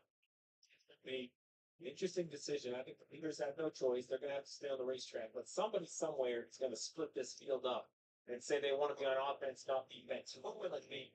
Truex at 9, Elliott 12, Larson at 15. Will it be further back or further forward? Who will be the first guy that feels that their day will be best suited with fresh Goodyears? Truex, a little bit of a head fake. The Hendrick teammates, Byron and Chase Elliott, come to pit road, and this is what happens. They kind of start the funnel, and the majority behind them join. Kim? And for Chase Elliott and teammate William Byron, both these teams knowing they couldn't win with what they had on the car, really no good option room. So why not come on, put fresh Goodyear tires on those cars? Chase Elliott reporting just a little bit snug. William Byron as he gets 4 fresh Goodyear tires and Sunoco fuel, as does his teammate. Also in both of their teammates, Alex Bowman. Alex, overall, just tight both in the left and right handers. Again, another call where did not feel like they could win for about 20th position. So put fresh rubber on and see what you can do with it. This is all setting up for a dramatic finish, as dramatic as this Go Bowling race here at the Glen started. And a reminder that you can join NASCAR's free rewards program and start earning points that turn into member-only rewards. You can earn every time you check in for a race, trade points in for free tickets, exclusive gear, autographed merchandise, and one-of-a-kind race day experiences by simply visiting NASCAR.com/fan rewards. When you guys were busy working in the Xfinity Series yesterday, I was there. I went and sat in the stands as a fan and just listened to what people have to say. Fans here all around the country and here at Watkins Glen, so enthusiastic, so passionate, and especially this. The visit to the Glen every year is iconic. It has become iconic over the decades. It's at a different time of year. This year it's a little bit later, first time in the playoffs, but it's worked. It's worked out great. And while we've got a little bit of time, I want to remind you about the SMX playoffs. Well, the playoffs are done. They go straight to World Championship mode. Yes, it was another eventful race evening last night in Texas. If you haven't seen it and you want to watch it, block your ears, because Hunter Lawrence, it was Chet Lawrence last week. Hunter Lawrence won last night. Good stuff. Both brothers have had a win in the playoffs. It's linked to Las Vegas and the Super Motocross World Championship decider. That is Saturday, 9:30 p.m. Eastern, live on Peacock. In fact, all 31 rounds of the SMX World Championship have been live on Peacock, and there'll be an encore presentation at 1 p.m. Eastern on Sunday. It's just the second year of this format where you carry your points through from the Supercross season to the Pro Motocross season, and it all funnels down to the final three. And the final three, two are done, Stevie. The big one's left. Big one's left. I love the format. I love the pressure. I love combining kind of the indoor and the outdoor seasons. Gives the fans just so much great motorcycle racing to finish the year. Okay, so you've got a Xfinity Series champion from several years ago who sits at the head of this field up against the three-time Supercars champion and a Bathurst 1000 winner. By the way, Shane Van Gisbergen's partner, Jess, who moved to the US with him, Jess has got her dad here. And her dad just happens to be Roland Dane, who created the Red Bull 888 engineering supercar powerhouse that Van Gisbergen used to drive for. So for Roland Dane and his daughter Jess, they're looking forward to watching this man here potentially drive to victory lane. Well, yesterday, it was another Red Bull athlete, Connor Zilic, winning in his first ever race. Another youngster, Carson Hocevar, our youngest guy in the field today. He's running right there in third. That black car, the 15 Mobile 1 on the hood, that's Juan Pablo Montoya. He got the free pass, so he'll be driving past, which will put Hocevar right there in the third position. I think Marty told us earlier that Montoya had a suspected puncture. Marty, I think that's the reason that took him out, because he was on the lead lap. He was in the top 10 earlier. Yeah, he at one point had a flat. That's what happened to Juan Montoya. Let's talk about Mark Truex Jr. He was certainly a focus before the race came in, 19 below the cut line. And I go back to what happened in stage one.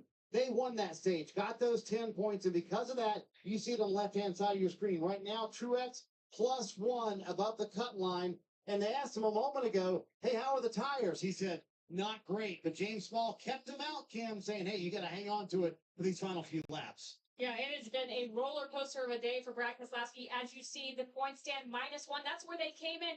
I think that's actually a good thing based on how bad of a day this team has had. They've had 2 pit road penalties, speeding, and then a tire outside of the box. Despite that, have tried to salvage their day. They caught a break with that caution being already on pit road. So Brad Keselowski currently sits in the 18th position, Parker, with 4 fresh Goodyear tires. And so does Ty Gibbs having 4 fresh Goodyear tires. Remember, he came into this race just +1 above the cut line. The team told me they didn't feel like they maybe had the speed to win. They wanted to get those points. They were able to do that in stage 2, finishing 4th in that stage. He recently just came down pit road to get tires because he had flat spotted that last set. They'll see what positions they can make up here, sitting just 1 point below the cut line as they currently run. Let's talk about the great day that Chase Briscoe is having. Got stage points in both stages. They are making this a 2-stop strategy race. Great call by crew chief Richard Boswell. That was from some input, though, by his driver, Chase Briscoe. And like Lee said, he's been working with Joey Hand all week long, perfecting his lines, perfecting his tracks. Joey actually still here, actually sending information to the team on what Chase can do better throughout this. But this team had such a good attitude coming into this race. They came in -21. Right now they sit +4. I asked them what that points detriment kind of means for their mentality. They said it actually was not as bad as what they thought after what happened in Atlanta. They said it's very doable. We're seeing that in action right here. All right, here we go. We're going to have 7 laps remaining on the race start here at Watkins Glen, a 7-turn road course. Lap times, a little over minute 12, minute 13 seconds here in race trim. And what will this do for the finish? Who will win? At Watkins Glen, a lot of drivers trying to go for the first wins of the season. A couple playoff drivers still in the back half of the top 10 looking for a spot in the next round. Chris Buescher on the front row with Carson Hocevar. Buescher, the controlled car here. SVG inside row 2. He's been close to making it 3 wide to the bottom. We'll see if he does it this time. Green flag back in the air. Good launch for Buescher and Hocevar for that matter. SVG looking low. Will he actually send through and commit? He does not. Hocevar, wide entrance into the corner. Buescher a little bit wide up the exit. Both cars staying away from one another as Buescher is clear for the race lead. Hocevar trying to get into second place in front of SVG and does. They were fanned out 4 wide now, and the S is further back in the pack after running 4 and 5 wide initially off the exit of turn 1 before having to get organized. Top 3 breaking away for the rest of the field. Crash in the S's. Keselowski, one car almost driving up over the driver's side door of his car. And it's William Byron. And the entire right front of Byron's car looks like it's basically in the back seat of the 6. Defending race winner William Byron. Wild crash. Byron. Playoff driver Brad Keselowski. The craziness at the Glen continues. We posed the question right at the beginning of the day. Would this be a wild card race that had an impact on the overall playoff picture? The answer is a resounding yes. Absolutely. Good to see both cars drive away. It was a scary situation where that right front tire of the 24 ended up kind of up there near the door top. Window net's still intact. You see now the damage kind of behind the window net on the quarter. How did that even happen? But what's happened? Was that where they were 4 wide? No, it wasn't. Never mind. The orange and blue car side by side with Logano. Oh, Joey. Oh, Logano kind of gets into the 6 or vice versa, but either way, Oh, what a hit for the 20. he almost got up into the fence. It was super tight. That is such a funnel through there. It is way tighter than it appears on television. And there was nothing between it. Here's the view from Tyler Reddick. Look up ahead. Oh my gosh, that could have been gnarly. It was gnarly, but it could have been way worse than what it was. 24, the double height of the arm toe there, the extra third layer, not just this, normal 2-height arm toe, but a triple height arm toe. You see all the way at the top of it. That gets very, very scary if he gets above that arm toe into the catch fence. Fortunately, not the case. It's so hard to tell, we see the beating and banging. I don't know who's in the appropriate lane. It's so, you said, narrow and S's. Yeah. It's just a funnel, right? It's just a tunnel up there. And by the way, that section is blind when you're coming up there and coming around to the right. And William had just gone to the left of Logano. Logano kind of got hung up a little bit on Brad Keselowski, and it all unfolded, unfortunately, for the 24. Well, his left front tire's gone. That might be some of the problem. Some beaten up race cars and some beaten up playoff points. Signals goes during the rain. He can't get over to come to pit road, so I'm just gonna have to sit up. Oh. Let's listen into the 22 of Joey Logano, kind of slightly involved as well. I just squeezed in there and the roof. I got caught in a 4-lane high, cleaned the freaking track. They gotta clean the track. You get in that stuff, then you can't turn. And then you get back to where you're gonna turn left and the thumb doesn't turn. So Joey we talked all day about these Goodyear tires and the marbles they create, which that's what they look like right here. They're blowing them off now, but when you take the tires and you go into those marbles, they stick, and basically instantly it's like trying to run on hardwoods and socks. Like you just have no traction. There's nothing you can do. The harder you try, the harder you steer, the straighter you go. And that's what Joe Logano was saying. And he even says, even when you get back to the clear part, because that's stuck to your tire, you still have no control. So you see him right here, way kind of driver's left up into that loose stuff. 4 wide. Now he has to turn left, right? And he's saying, listen, I'm trying to turn left, and it's just kind of going straight. And Keselowski was so unfortunate. He almost cleared Logano. There was just enough contact to tip him left, and William Byron thought he had a run on the left-hand side. Ah, man. Only for that to be shut off. Wow.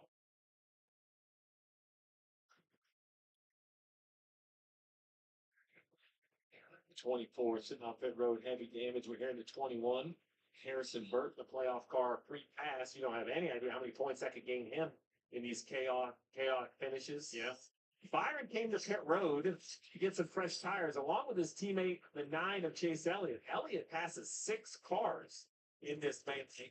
He's up to 14th, so he kind of got through at least that restart. We'll see if he can get through a second time. I think that's about the third incident that Brad Keselowski has been involved in today, unfortunately, for 60.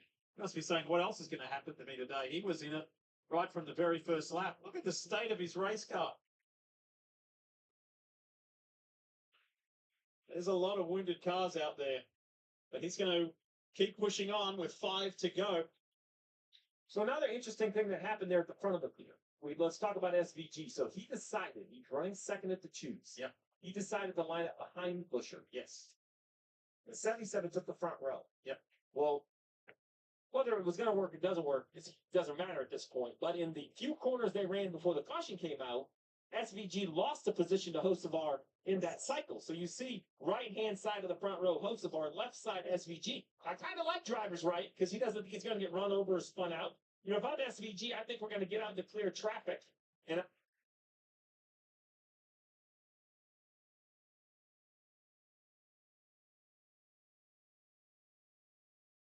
I'm going to try to show my talent, show my speed, and run Busher down. But in the end, it just wasn't enough racing. He kind of has to concede to the 77 right here going through the S's. The 77 does a nice job. And then the wreck's going to be behind them. So now we'll see where the 77 chooses. Does he take the front row or does he allow SVG the front row? Great point. And look, while we've got this moment, you hear us week in, week out talk about the big teams, Hendrick Motorsports, Team Penske, JGR, whatever it might be. Let's take this moment to give a shout out to Spire Motorsports, because at the moment, all three of their drivers are in the top 10. Carson Hocevar in second at the moment. LaJoy having a great race in 9th, and Smith in 10th. Well done. Yeah, LaJoy knows he's not returning the 7 that's been announced. Cambridge came on about a year ago. When Cambridge came on, and then Carson Hocevar, they've continued to grow this organization from really just a small fledgling company, right? This is way back in the charter process. They just started to run their own race team about 4 or 5 years ago, and an impressive move. They've continued to make moves to get drivers, to get crew chiefs. Doug Ducart, a former executive of both Hendrick and Chip Ganassi, is now an executive over at Spire, helping kind of orchestrate. When you start to talk about a 3-car organization at the cup level, it's hundreds of moving parts. Takes a lot to put it together. Michael McDowell is headed there next year. And we are headed to Bristol Motor Speedway next weekend. Yeah, it's not an accident that they had Bristol as the cutoff race for the first round of our playoffs. The atmosphere of Bristol is just unlike any other. I'm ready to rip somebody's freaking head off. You're closer outside the team. You gotta be pretty aggressive and not just survive. Yeah. Oh. Yeah.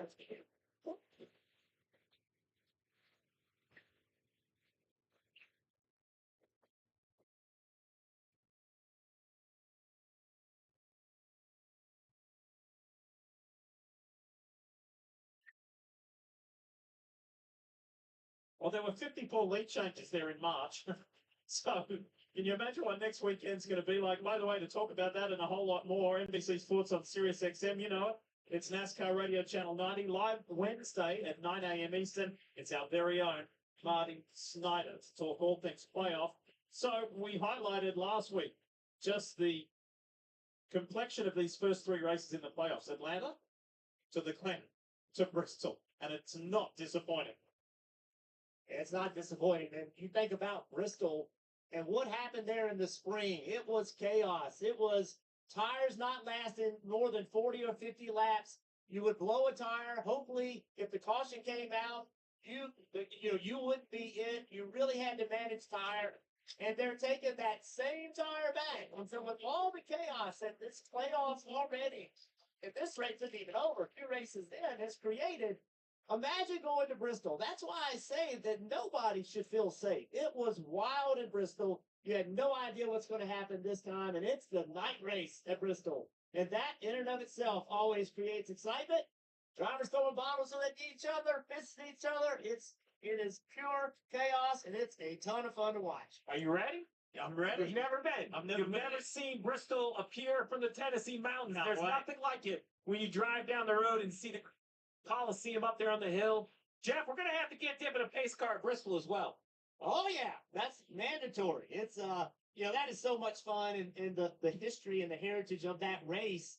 And following this race and following Atlanta, this, in my eyes, is the best 3-race stretch we have ever had in the playoffs, because you think about the diversity of the racetracks.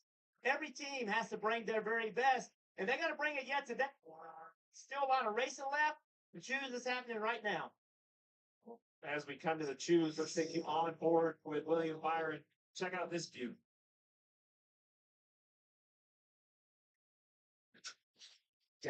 Jeez. And it happened in a split second. The fact he's still able to continue in the race is crazy.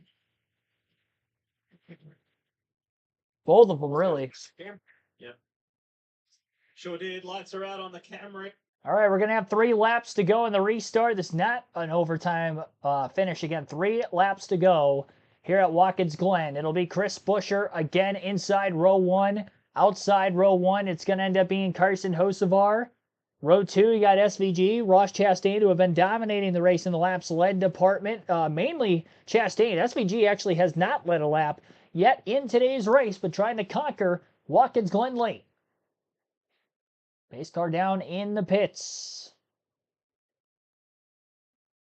Through the restart zone, green flag is in the air. Buscher gets a shot from behind from SVG, then launches in the zone. Big gap now building between the first two cars on the top couple lane, or bottom lanes, I should say. A lot of three wide log jamming further back in the pack, and now into the S's, still three wide, trying to get organized again. Hocevar clear for second, Buscher clear for the lead, Chastain fourth. One car spinning further back in the S's, it's Tyler Reddick. Cars racing around them, and the caution's out.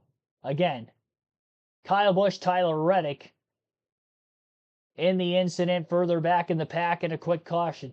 Well, to escape. We're going to overtime. That was right towards the back of the pack. How did it unfold? How can you tell? I know. Or why? Total chaos. Oh, jeez Louise. Everybody's in the wall. Trying to get over for turn 2. He contacts the 9, who gets somebody to his left, right there. Oh, come on.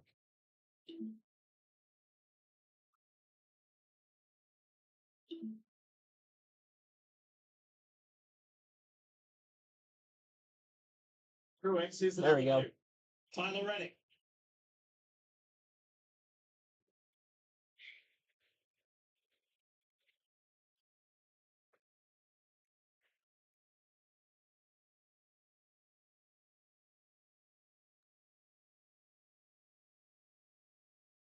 So I think Gilliland may have got on the grass on the inside that unsettled his car that sent him over into Chase Elliott, which caused that effect. Yeah, I agree. You never see the 38 kind of come over and hit the 9 and gets Josh Berry. That's a stack up behind him.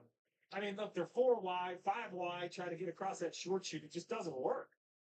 I'm actually more astonished anytime they figure it out than I am when it actually turns into an accident.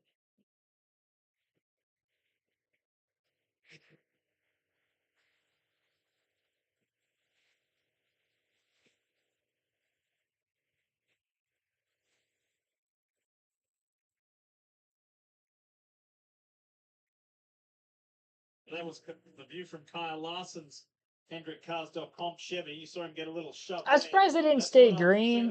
Gilliland, see him go up, just flip the grass there, and then he's still trying to gather it up, and then gets into Elliott and then to Berry. We'll add the list to 11 playoff drivers now with the issues including Truex. 11 of Denny Hamlin gets the free pass. We'll see if that turns into any sort of points for him. Yeah, so these late race restarts on road courses are wild. You go back and watch this. Look at the 5 car. He's trying to protect that spot. Gilliland wants the spot. Contact there, right? And that little bit of contact creates Gilliland gets slow, moves up the racetrack a little bit, but it all started because of the contest and the block. Watch right here. You can see a good view of it here. See Larson with the block right there? Gilliland had forward momentum, contact here, and now contact with the 9. Just all started trying to protect that position. No one wants to be in that second groove going up these S's. Joey Logano talked about it. There's all the marbles are built up there, so you don't want to be there. So you're trying to protect, you're trying to get to the bottom of the racetrack.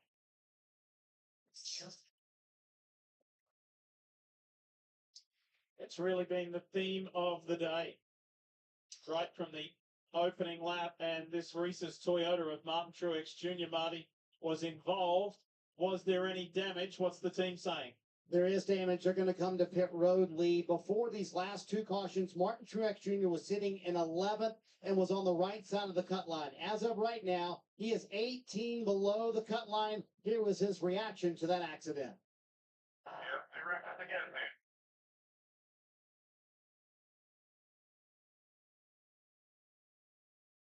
Unreal.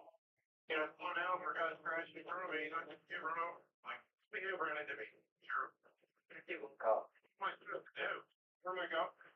He clowns the end of every race. Clown. Truex very upset, and to the point we talked about earlier, Lee, he told James Small, I do not know what we need to do different, but this has been so frustrating these last half of the season here.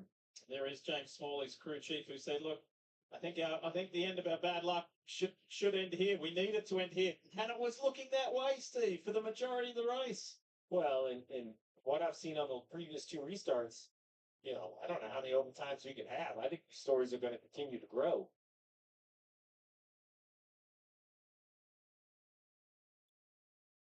We've been doing it radio style here at the Glen, with thanks to Jeff Burton, Dylan Welsh, and the bagman, Mike Bagley. Mike, what have you seen so far? How have you enjoyed your day? Oh, I've had a great day. These playoff guys have not had great days. But what I'm expecting is more chaos here. Gloves are off.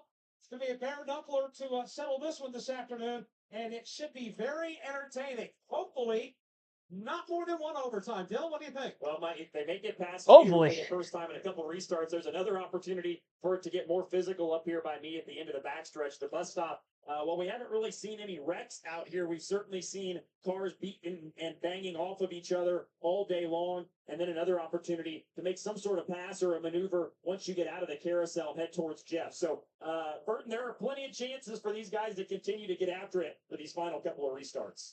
Oh yeah, it's wild, and you know, this reminds me, you know, we talked about over the last several years, not a lot of cautions on road courses, not a lot of action. Well, that's the way today. We have had tons of action, and now with this late race restart, I don't have any reason to believe that we won't get another one. And Shut up, Jeff. wide, and then you have to funnel down into turn 1, and then funnel down even more into the S's. There's no reason to believe that we're going to get through here clean, even if it's not a caution. Someone's not going to work out well for these last 2 laps. I think Shane Van Gisbergen on screen is happy to have another shot at it. I'm not sure he'd be thrilled with the way that went. He tried to get Busher going, gave him a pretty big shove, but then it was to the disadvantage of SVG. Yeah, that's really the challenge, right? You want to push them, but if you hit them too hard, you get some real spin. And when you think about SVG, you know, no one questions his ability, especially here at the road courses. But, you know, these restarts are still new to him, right? He's only kind of been NASCAR racing about it. All right, well, here we go. We got Chris Buescher, Carson Hocevar on the restart, front row, 3rd consecutive time. Had back-to-back yellows on the first lap following the restart, which has pushed us into overtime. We will be past the scheduled distance when this race ends. This is our first overtime attempt. And on the front row, inside lane is Buescher, again outside Hocevar, which has been the same now for what is about to be the 3rd consecutive restart in a row.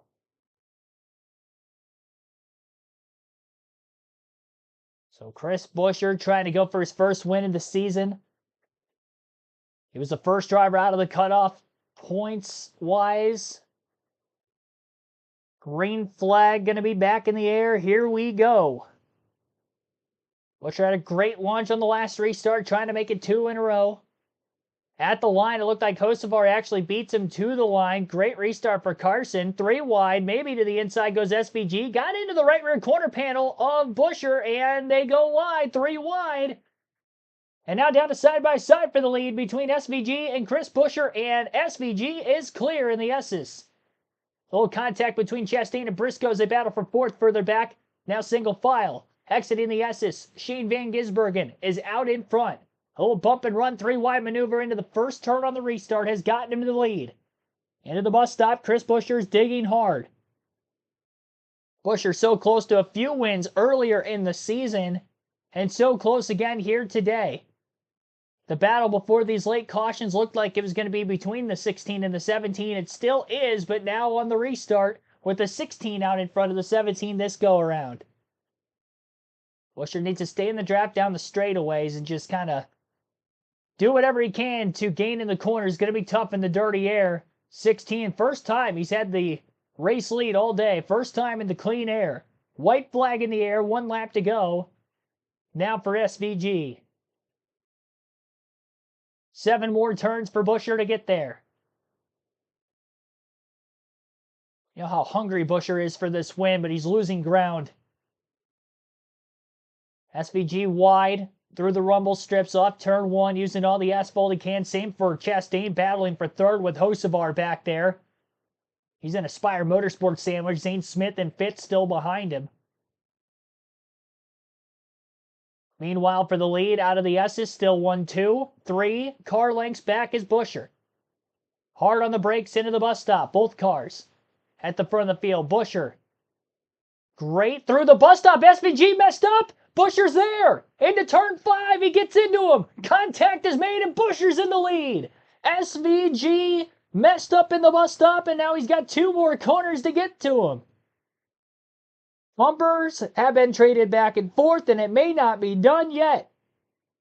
Into 6. SVG pushes hard. Buescher pushes hard. One more chance into turn 7. SVG slides on the curb. He's sideways into the corner. Loses control. And Chris Buescher is going to win at Watkins Glen. His first win of the season on a last lap pass for the win in overtime. Thought it was over. It was not. SVG with a mistake on the curbing in the bus stop. Buescher was there to capitalize with the bump and run in the carousel. And Buescher wins at the Glen. His first career Cup Series road course win, his 6th career Cup race win in general. And a non-playoff driver, but full-time Cup Series regular, spoils the playoff field here today. Margin of victory ended up being 9/10 of a second on that final lap, but it was much closer than that in the closing corners. As Chris Buescher gets his first win of the season. Dramatic fashion, to say the least. Chris Buescher wins SVG. Shane Van Gisbergen in 2nd. Carson Hocevar brings it home in 3rd. I believe a career best for Hocevar. Good run for the rookie. Ross Chastain ends up 4th. Zane Smith 5th. Rounding out the top 5, so 2 Spire cars up in the top 5 today. Great for them. All 3 of them in the top 10. As highest running playoff driver, Chase Briscoe ends up finishing 6th. Michael McDowell 7th. Then Corey LaJoie 8th. So all 3 Spire cars in the top 8 today. Great run for them as an organization. Ryan Preece ends up 9th. And Austin Cindric, another playoff driver, in 10th. Noah Gragson 11th, Kyle Larson 12th, Daniel Suarez 13th, Christopher Bell 14th, and Joey Logano 15th. Todd Gilliland 16th, Bubba Wallace 17th, Alex Bowman 18th, Chase Elliott 19th, and Martin Truex Jr. 20th. 21st, John Hunter Nemechek, Ty Gibbs 22nd, Denny Hamlin 23rd, Harrison Burton 24th, and Josh Berry 25th. Brad Keselowski 26th, Tyler Reddick 27th, Austin Dillon 28th, Justin Haley 29th, Kyle Busch 30th, and Daniel Hemrick last car in the lead lap in 31st. Juan Pablo Montoya 1 lap down at 32nd. Eric Jones 2 laps down at 33rd. 2 laps down for William Byron at 34th. Kaz Grala at 35th. AJ Allmendinger 36th. 37th for Ricky Stenhouse Jr. Ryan Blaney 38th. Only 3 cars DNF'd here in today's race. Chris Buescher leads 19 laps 3 different times and gets the win. And the last time, of course, was that last lap pass in turn 5 in the carousel over Shane Van Gisbergen. Here's your race winner, Chris Buescher. To hear from one of the nice guys of the sport, Chris Buescher, victorious here at the Glen. There's a reason, Diff. This is the 9th straight year for a sellout here at Watkins Glen. This track continues to deliver a win a few weeks late for Chris Buescher, but I'm sure it was worth the wait. Wow, Chris, walk me through the restart with SVG, and then were you sizing up a move, and were you surprised when he sort of made that bobble? Oh man, I was it's such a good build. Summaries.com Ford Mustang. Steve is so great. Long run speed's just phenomenal. And so we lost it there in the last one, and just man, to stay right there with him. That was a spot that he was better than us. And he missed it. Missed it, so I tried to cross over, and he went to cut and just hard race it there, but just such an awesome finish. To be that good for so much at the end of the race, all race, to get a win, it's good. We came here to be spoiler. We're gonna do that. Does this eliminate some of the sting from not being in the playoffs, Chris? Yeah, certainly. And we would have liked to have won a couple weeks ago, but this is huge. This is such a big big win for us. Everybody at RFK's worked so hard, and to finally get a road course win, man. We've been so close so many times to finally pull that off. It's fantastic. What was that like behind the wheel when you saw him make that mistake? Did your eyes get wide and say, "This is my shot"? I knew it was. I got in there deeper than I had been, and I think he was still going. So I had a good shot or a good feeling that that it was probably gonna bottom out. It's smoother, not smooth. So that was a big moment, big opportunity for us, and able to roll on by. Parker, this team wanted to come in and play. Spoiler, they did it. Chris Buescher with his first ever road course win in the Cup Series. And what an incredible battle, Marty, catching up here, Shane Van Gisbergen, and you were leading there at the bus stop. What happened? What was that mistake? Drive error, yeah. Just I knew Chris was really going to send it and push me if he could get there, and as I turned in, got a bit loose and clipped the inside wall and just drive error. I'm gutted. Weather tech tomorrow was really good. The race was awesome with Ross and Chris and the others at the end. I'm gutted we couldn't get it, but I had a lot of fun. But I'm pretty angry at myself. I see you smiling though through the anger there. You used the bumper down in turn one. He used the bumper there into the carousel. Is that fair play there since you used it into one? I think so. Yeah, it was just a little bump to get him wide, and I knew I was gonna get it back. Oh, so he that's did what clip the guardrail. I didn't even see that. It is what it is, but just got to.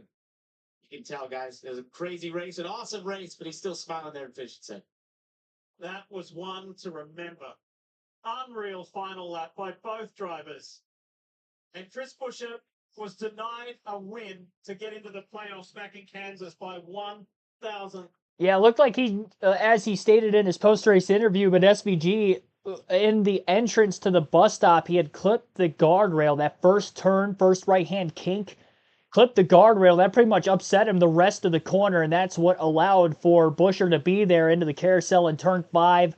Got to his inside, SVG pulled down. A lot of contact made in the corner, pretty much. I mean, it was just Rubbins racing at that point on, just like it was on the restart initially with the bump and run. And I mean, SVG was wheeling it through 6 and spin, trying to get back to Chris Buescher. I mean, he was sideways off 6, all the way into 7, and then finally had to get out of the gas to keep control of his car. And Chris Buescher comes home a victor. SVG second.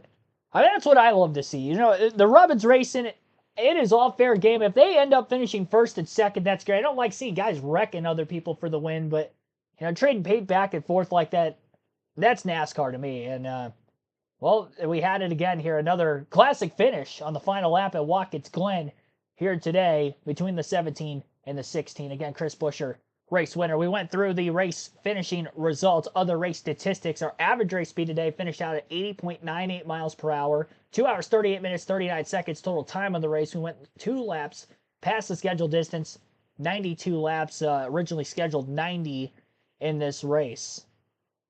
Again, 19 laps led for race winner Chris Buescher. SVG led just 1 lap, and that was that lap coming to the white flag. 1 lap led for Carson Hocevar, who has a career-best 3rd place finish today. Most laps led for Stage 2 winner Ross Chastain. He also sat on the pole. He led 2 different times for 51 laps.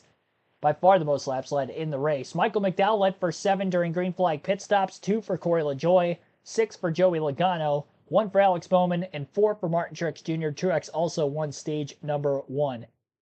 So in total, we had 9 different drivers lead at least 1 lap in the race, 12 lead changes, including the last one on the final lap.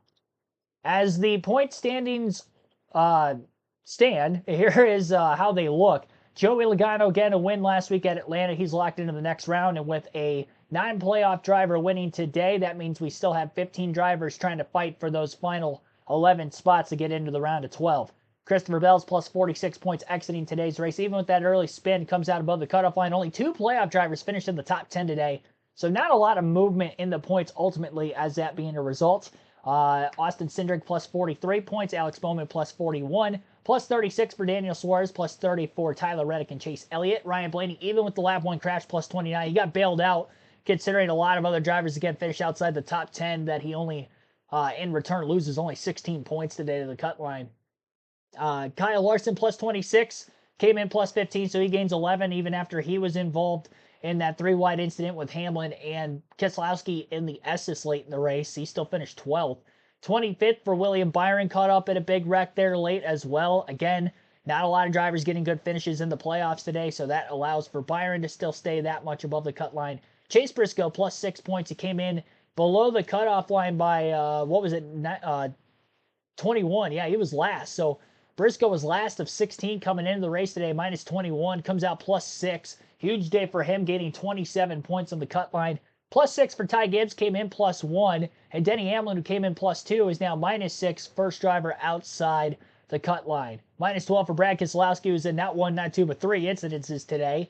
And also 2 penalties on pit road. It was like the worst race you could have had if you were a playoff driver. And Keselowski had that today. Martin Truex Jr. minus 14 points as well. Despite winning the stage, he only moves 5 points above where he was coming into the day. Went from minus 19 to minus 14. And Harrison Burton minus 20 points is now last 16th on the playoff grid.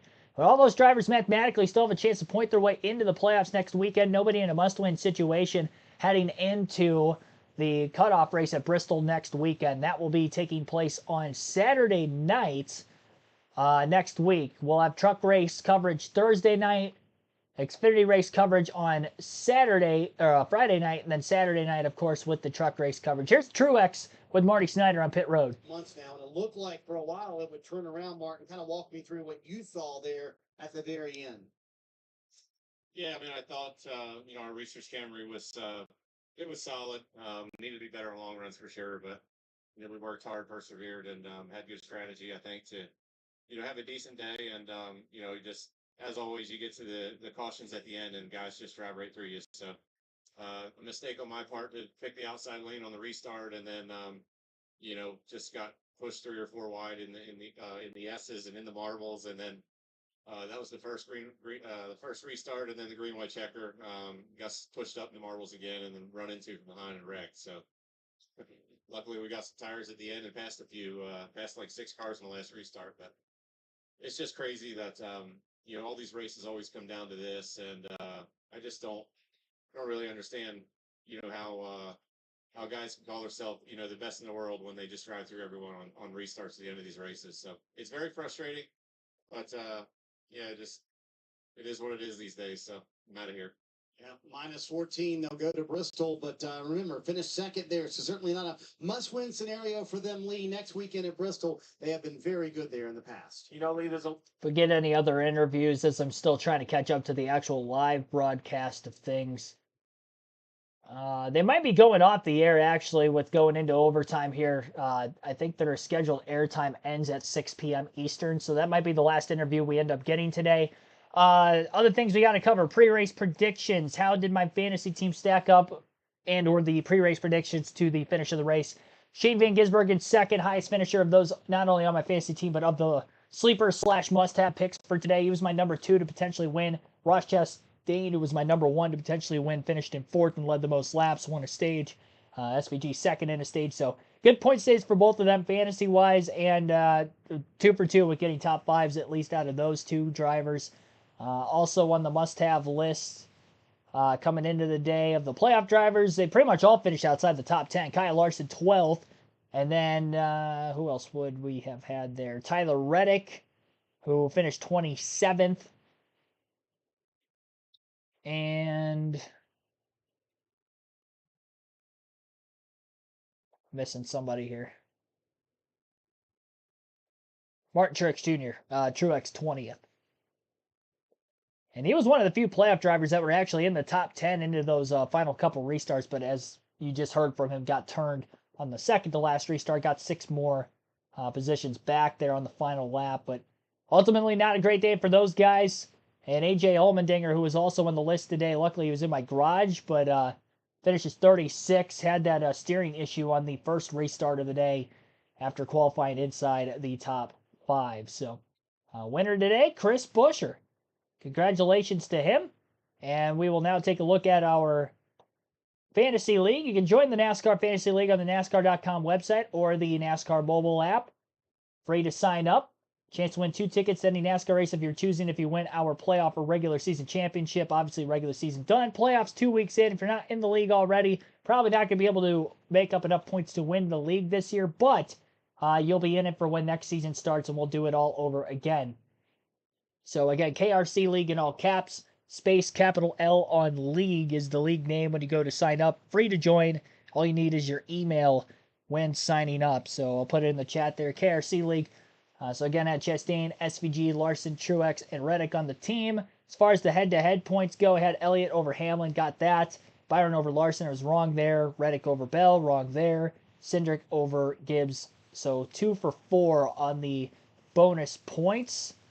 And your winner this week is the Plow V3 with 208 points, a 1-point victory over Frank T26, who finishes in second with 207. Evan 48-48 in third with 198 points inside Uranus, our defending playoff champion, at 194 points fourth this week, and I ended up fifth with 176 points. Take a look at the Plow V3 and who he had on his team. He also had Chastain, Shane Van Gisbergen.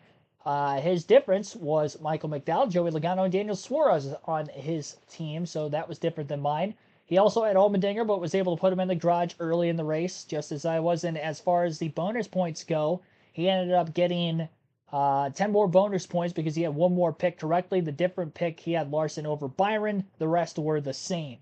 So congratulations to the Blau V3 for winning this week at Watkins Glen for our league. But as far as the championship goes, I believe Frank, hang on, that's not the right standings. Playoff standings coming in. There's a chance inside Uranus takes the lead in our playoff standings. It's going to be very close, but I think he has made up enough points to take the lead after this week. So that is going to wrap things up. Be sure to hit the subscribe button, hit the like button. We will be back again next weekend on the channel, and I'll go over the start times for next weekend streams at Bristol here in a couple moments.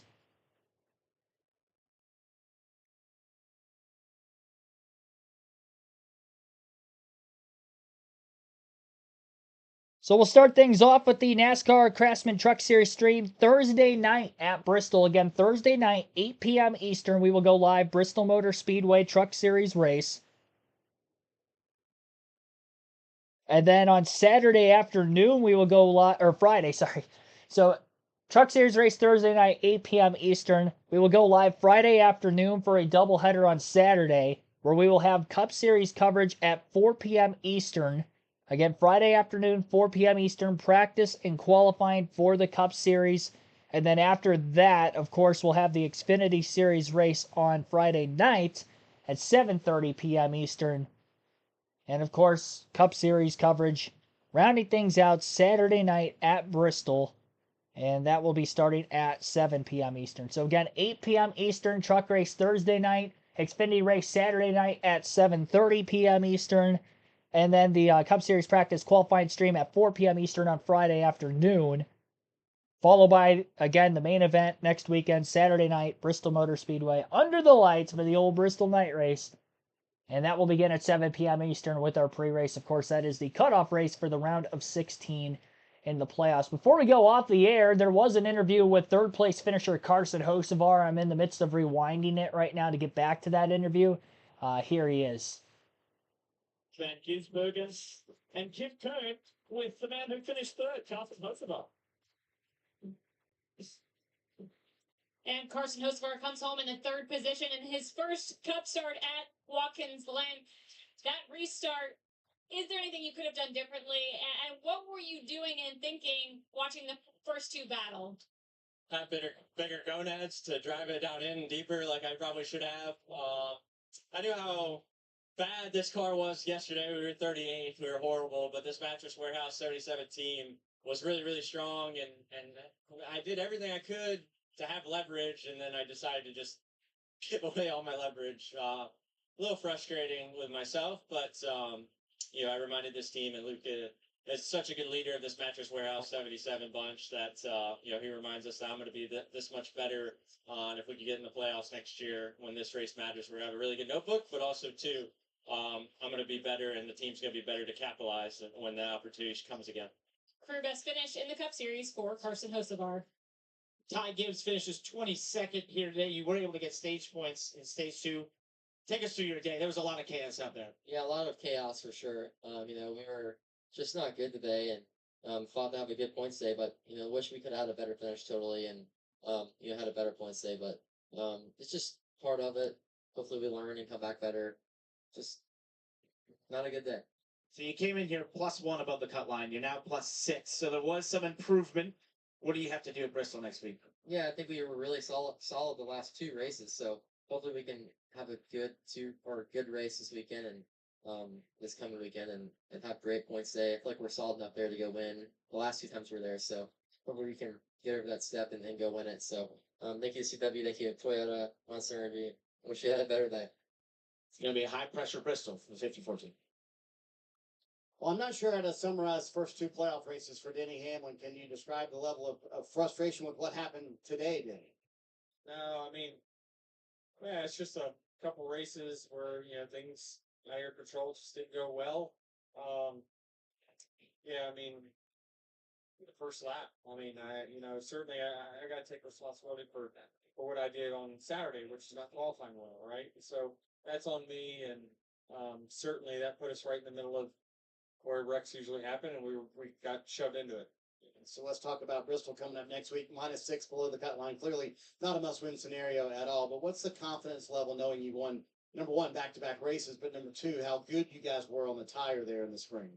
We'll be fine. I have no doubts that we're going to be good and up front and control our own destiny. Have you ever been through a stretch like this in your career, Denny, especially in the playoffs?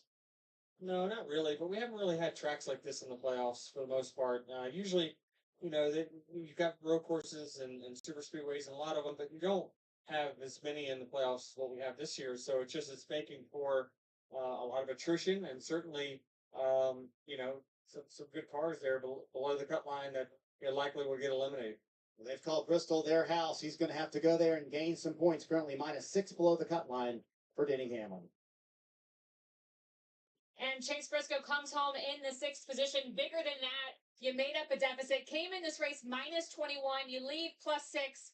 You're in stage points in both stages. How big was this day for you and the team?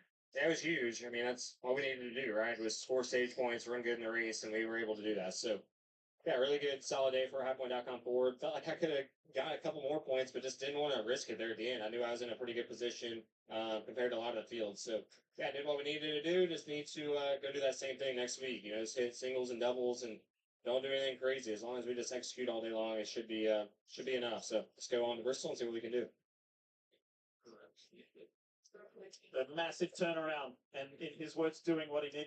All right. So, yeah, I was obviously a little bit behind on the interviews, but we had to talk about the finishing order and then the fantasy league and all that stuff. But we did get through it. They are now off the air as I have caught up with the live broadcast. So, a little bit extra than what we were originally anticipating with them going past the scheduled air time by about 10, 15 minutes or so. But appreciate everybody tuning in for this stream. We went over the start times for next weekend. Again, I'll reiterate, Truck Series stream, 8 p.m. Eastern, Bristol, Thursday night. And then Friday night, Xfinity Series race coverage at 7:30 p.m. Eastern, obviously following the Cup Series practice qualifying stream, which will also be on Friday at 4 p.m. Eastern. So again, Truck Thursday night, Xfinity Friday night, with, of course, Xfinity or practice qualifying for the Cup Series before the Xfinity race at 4 p.m. Eastern.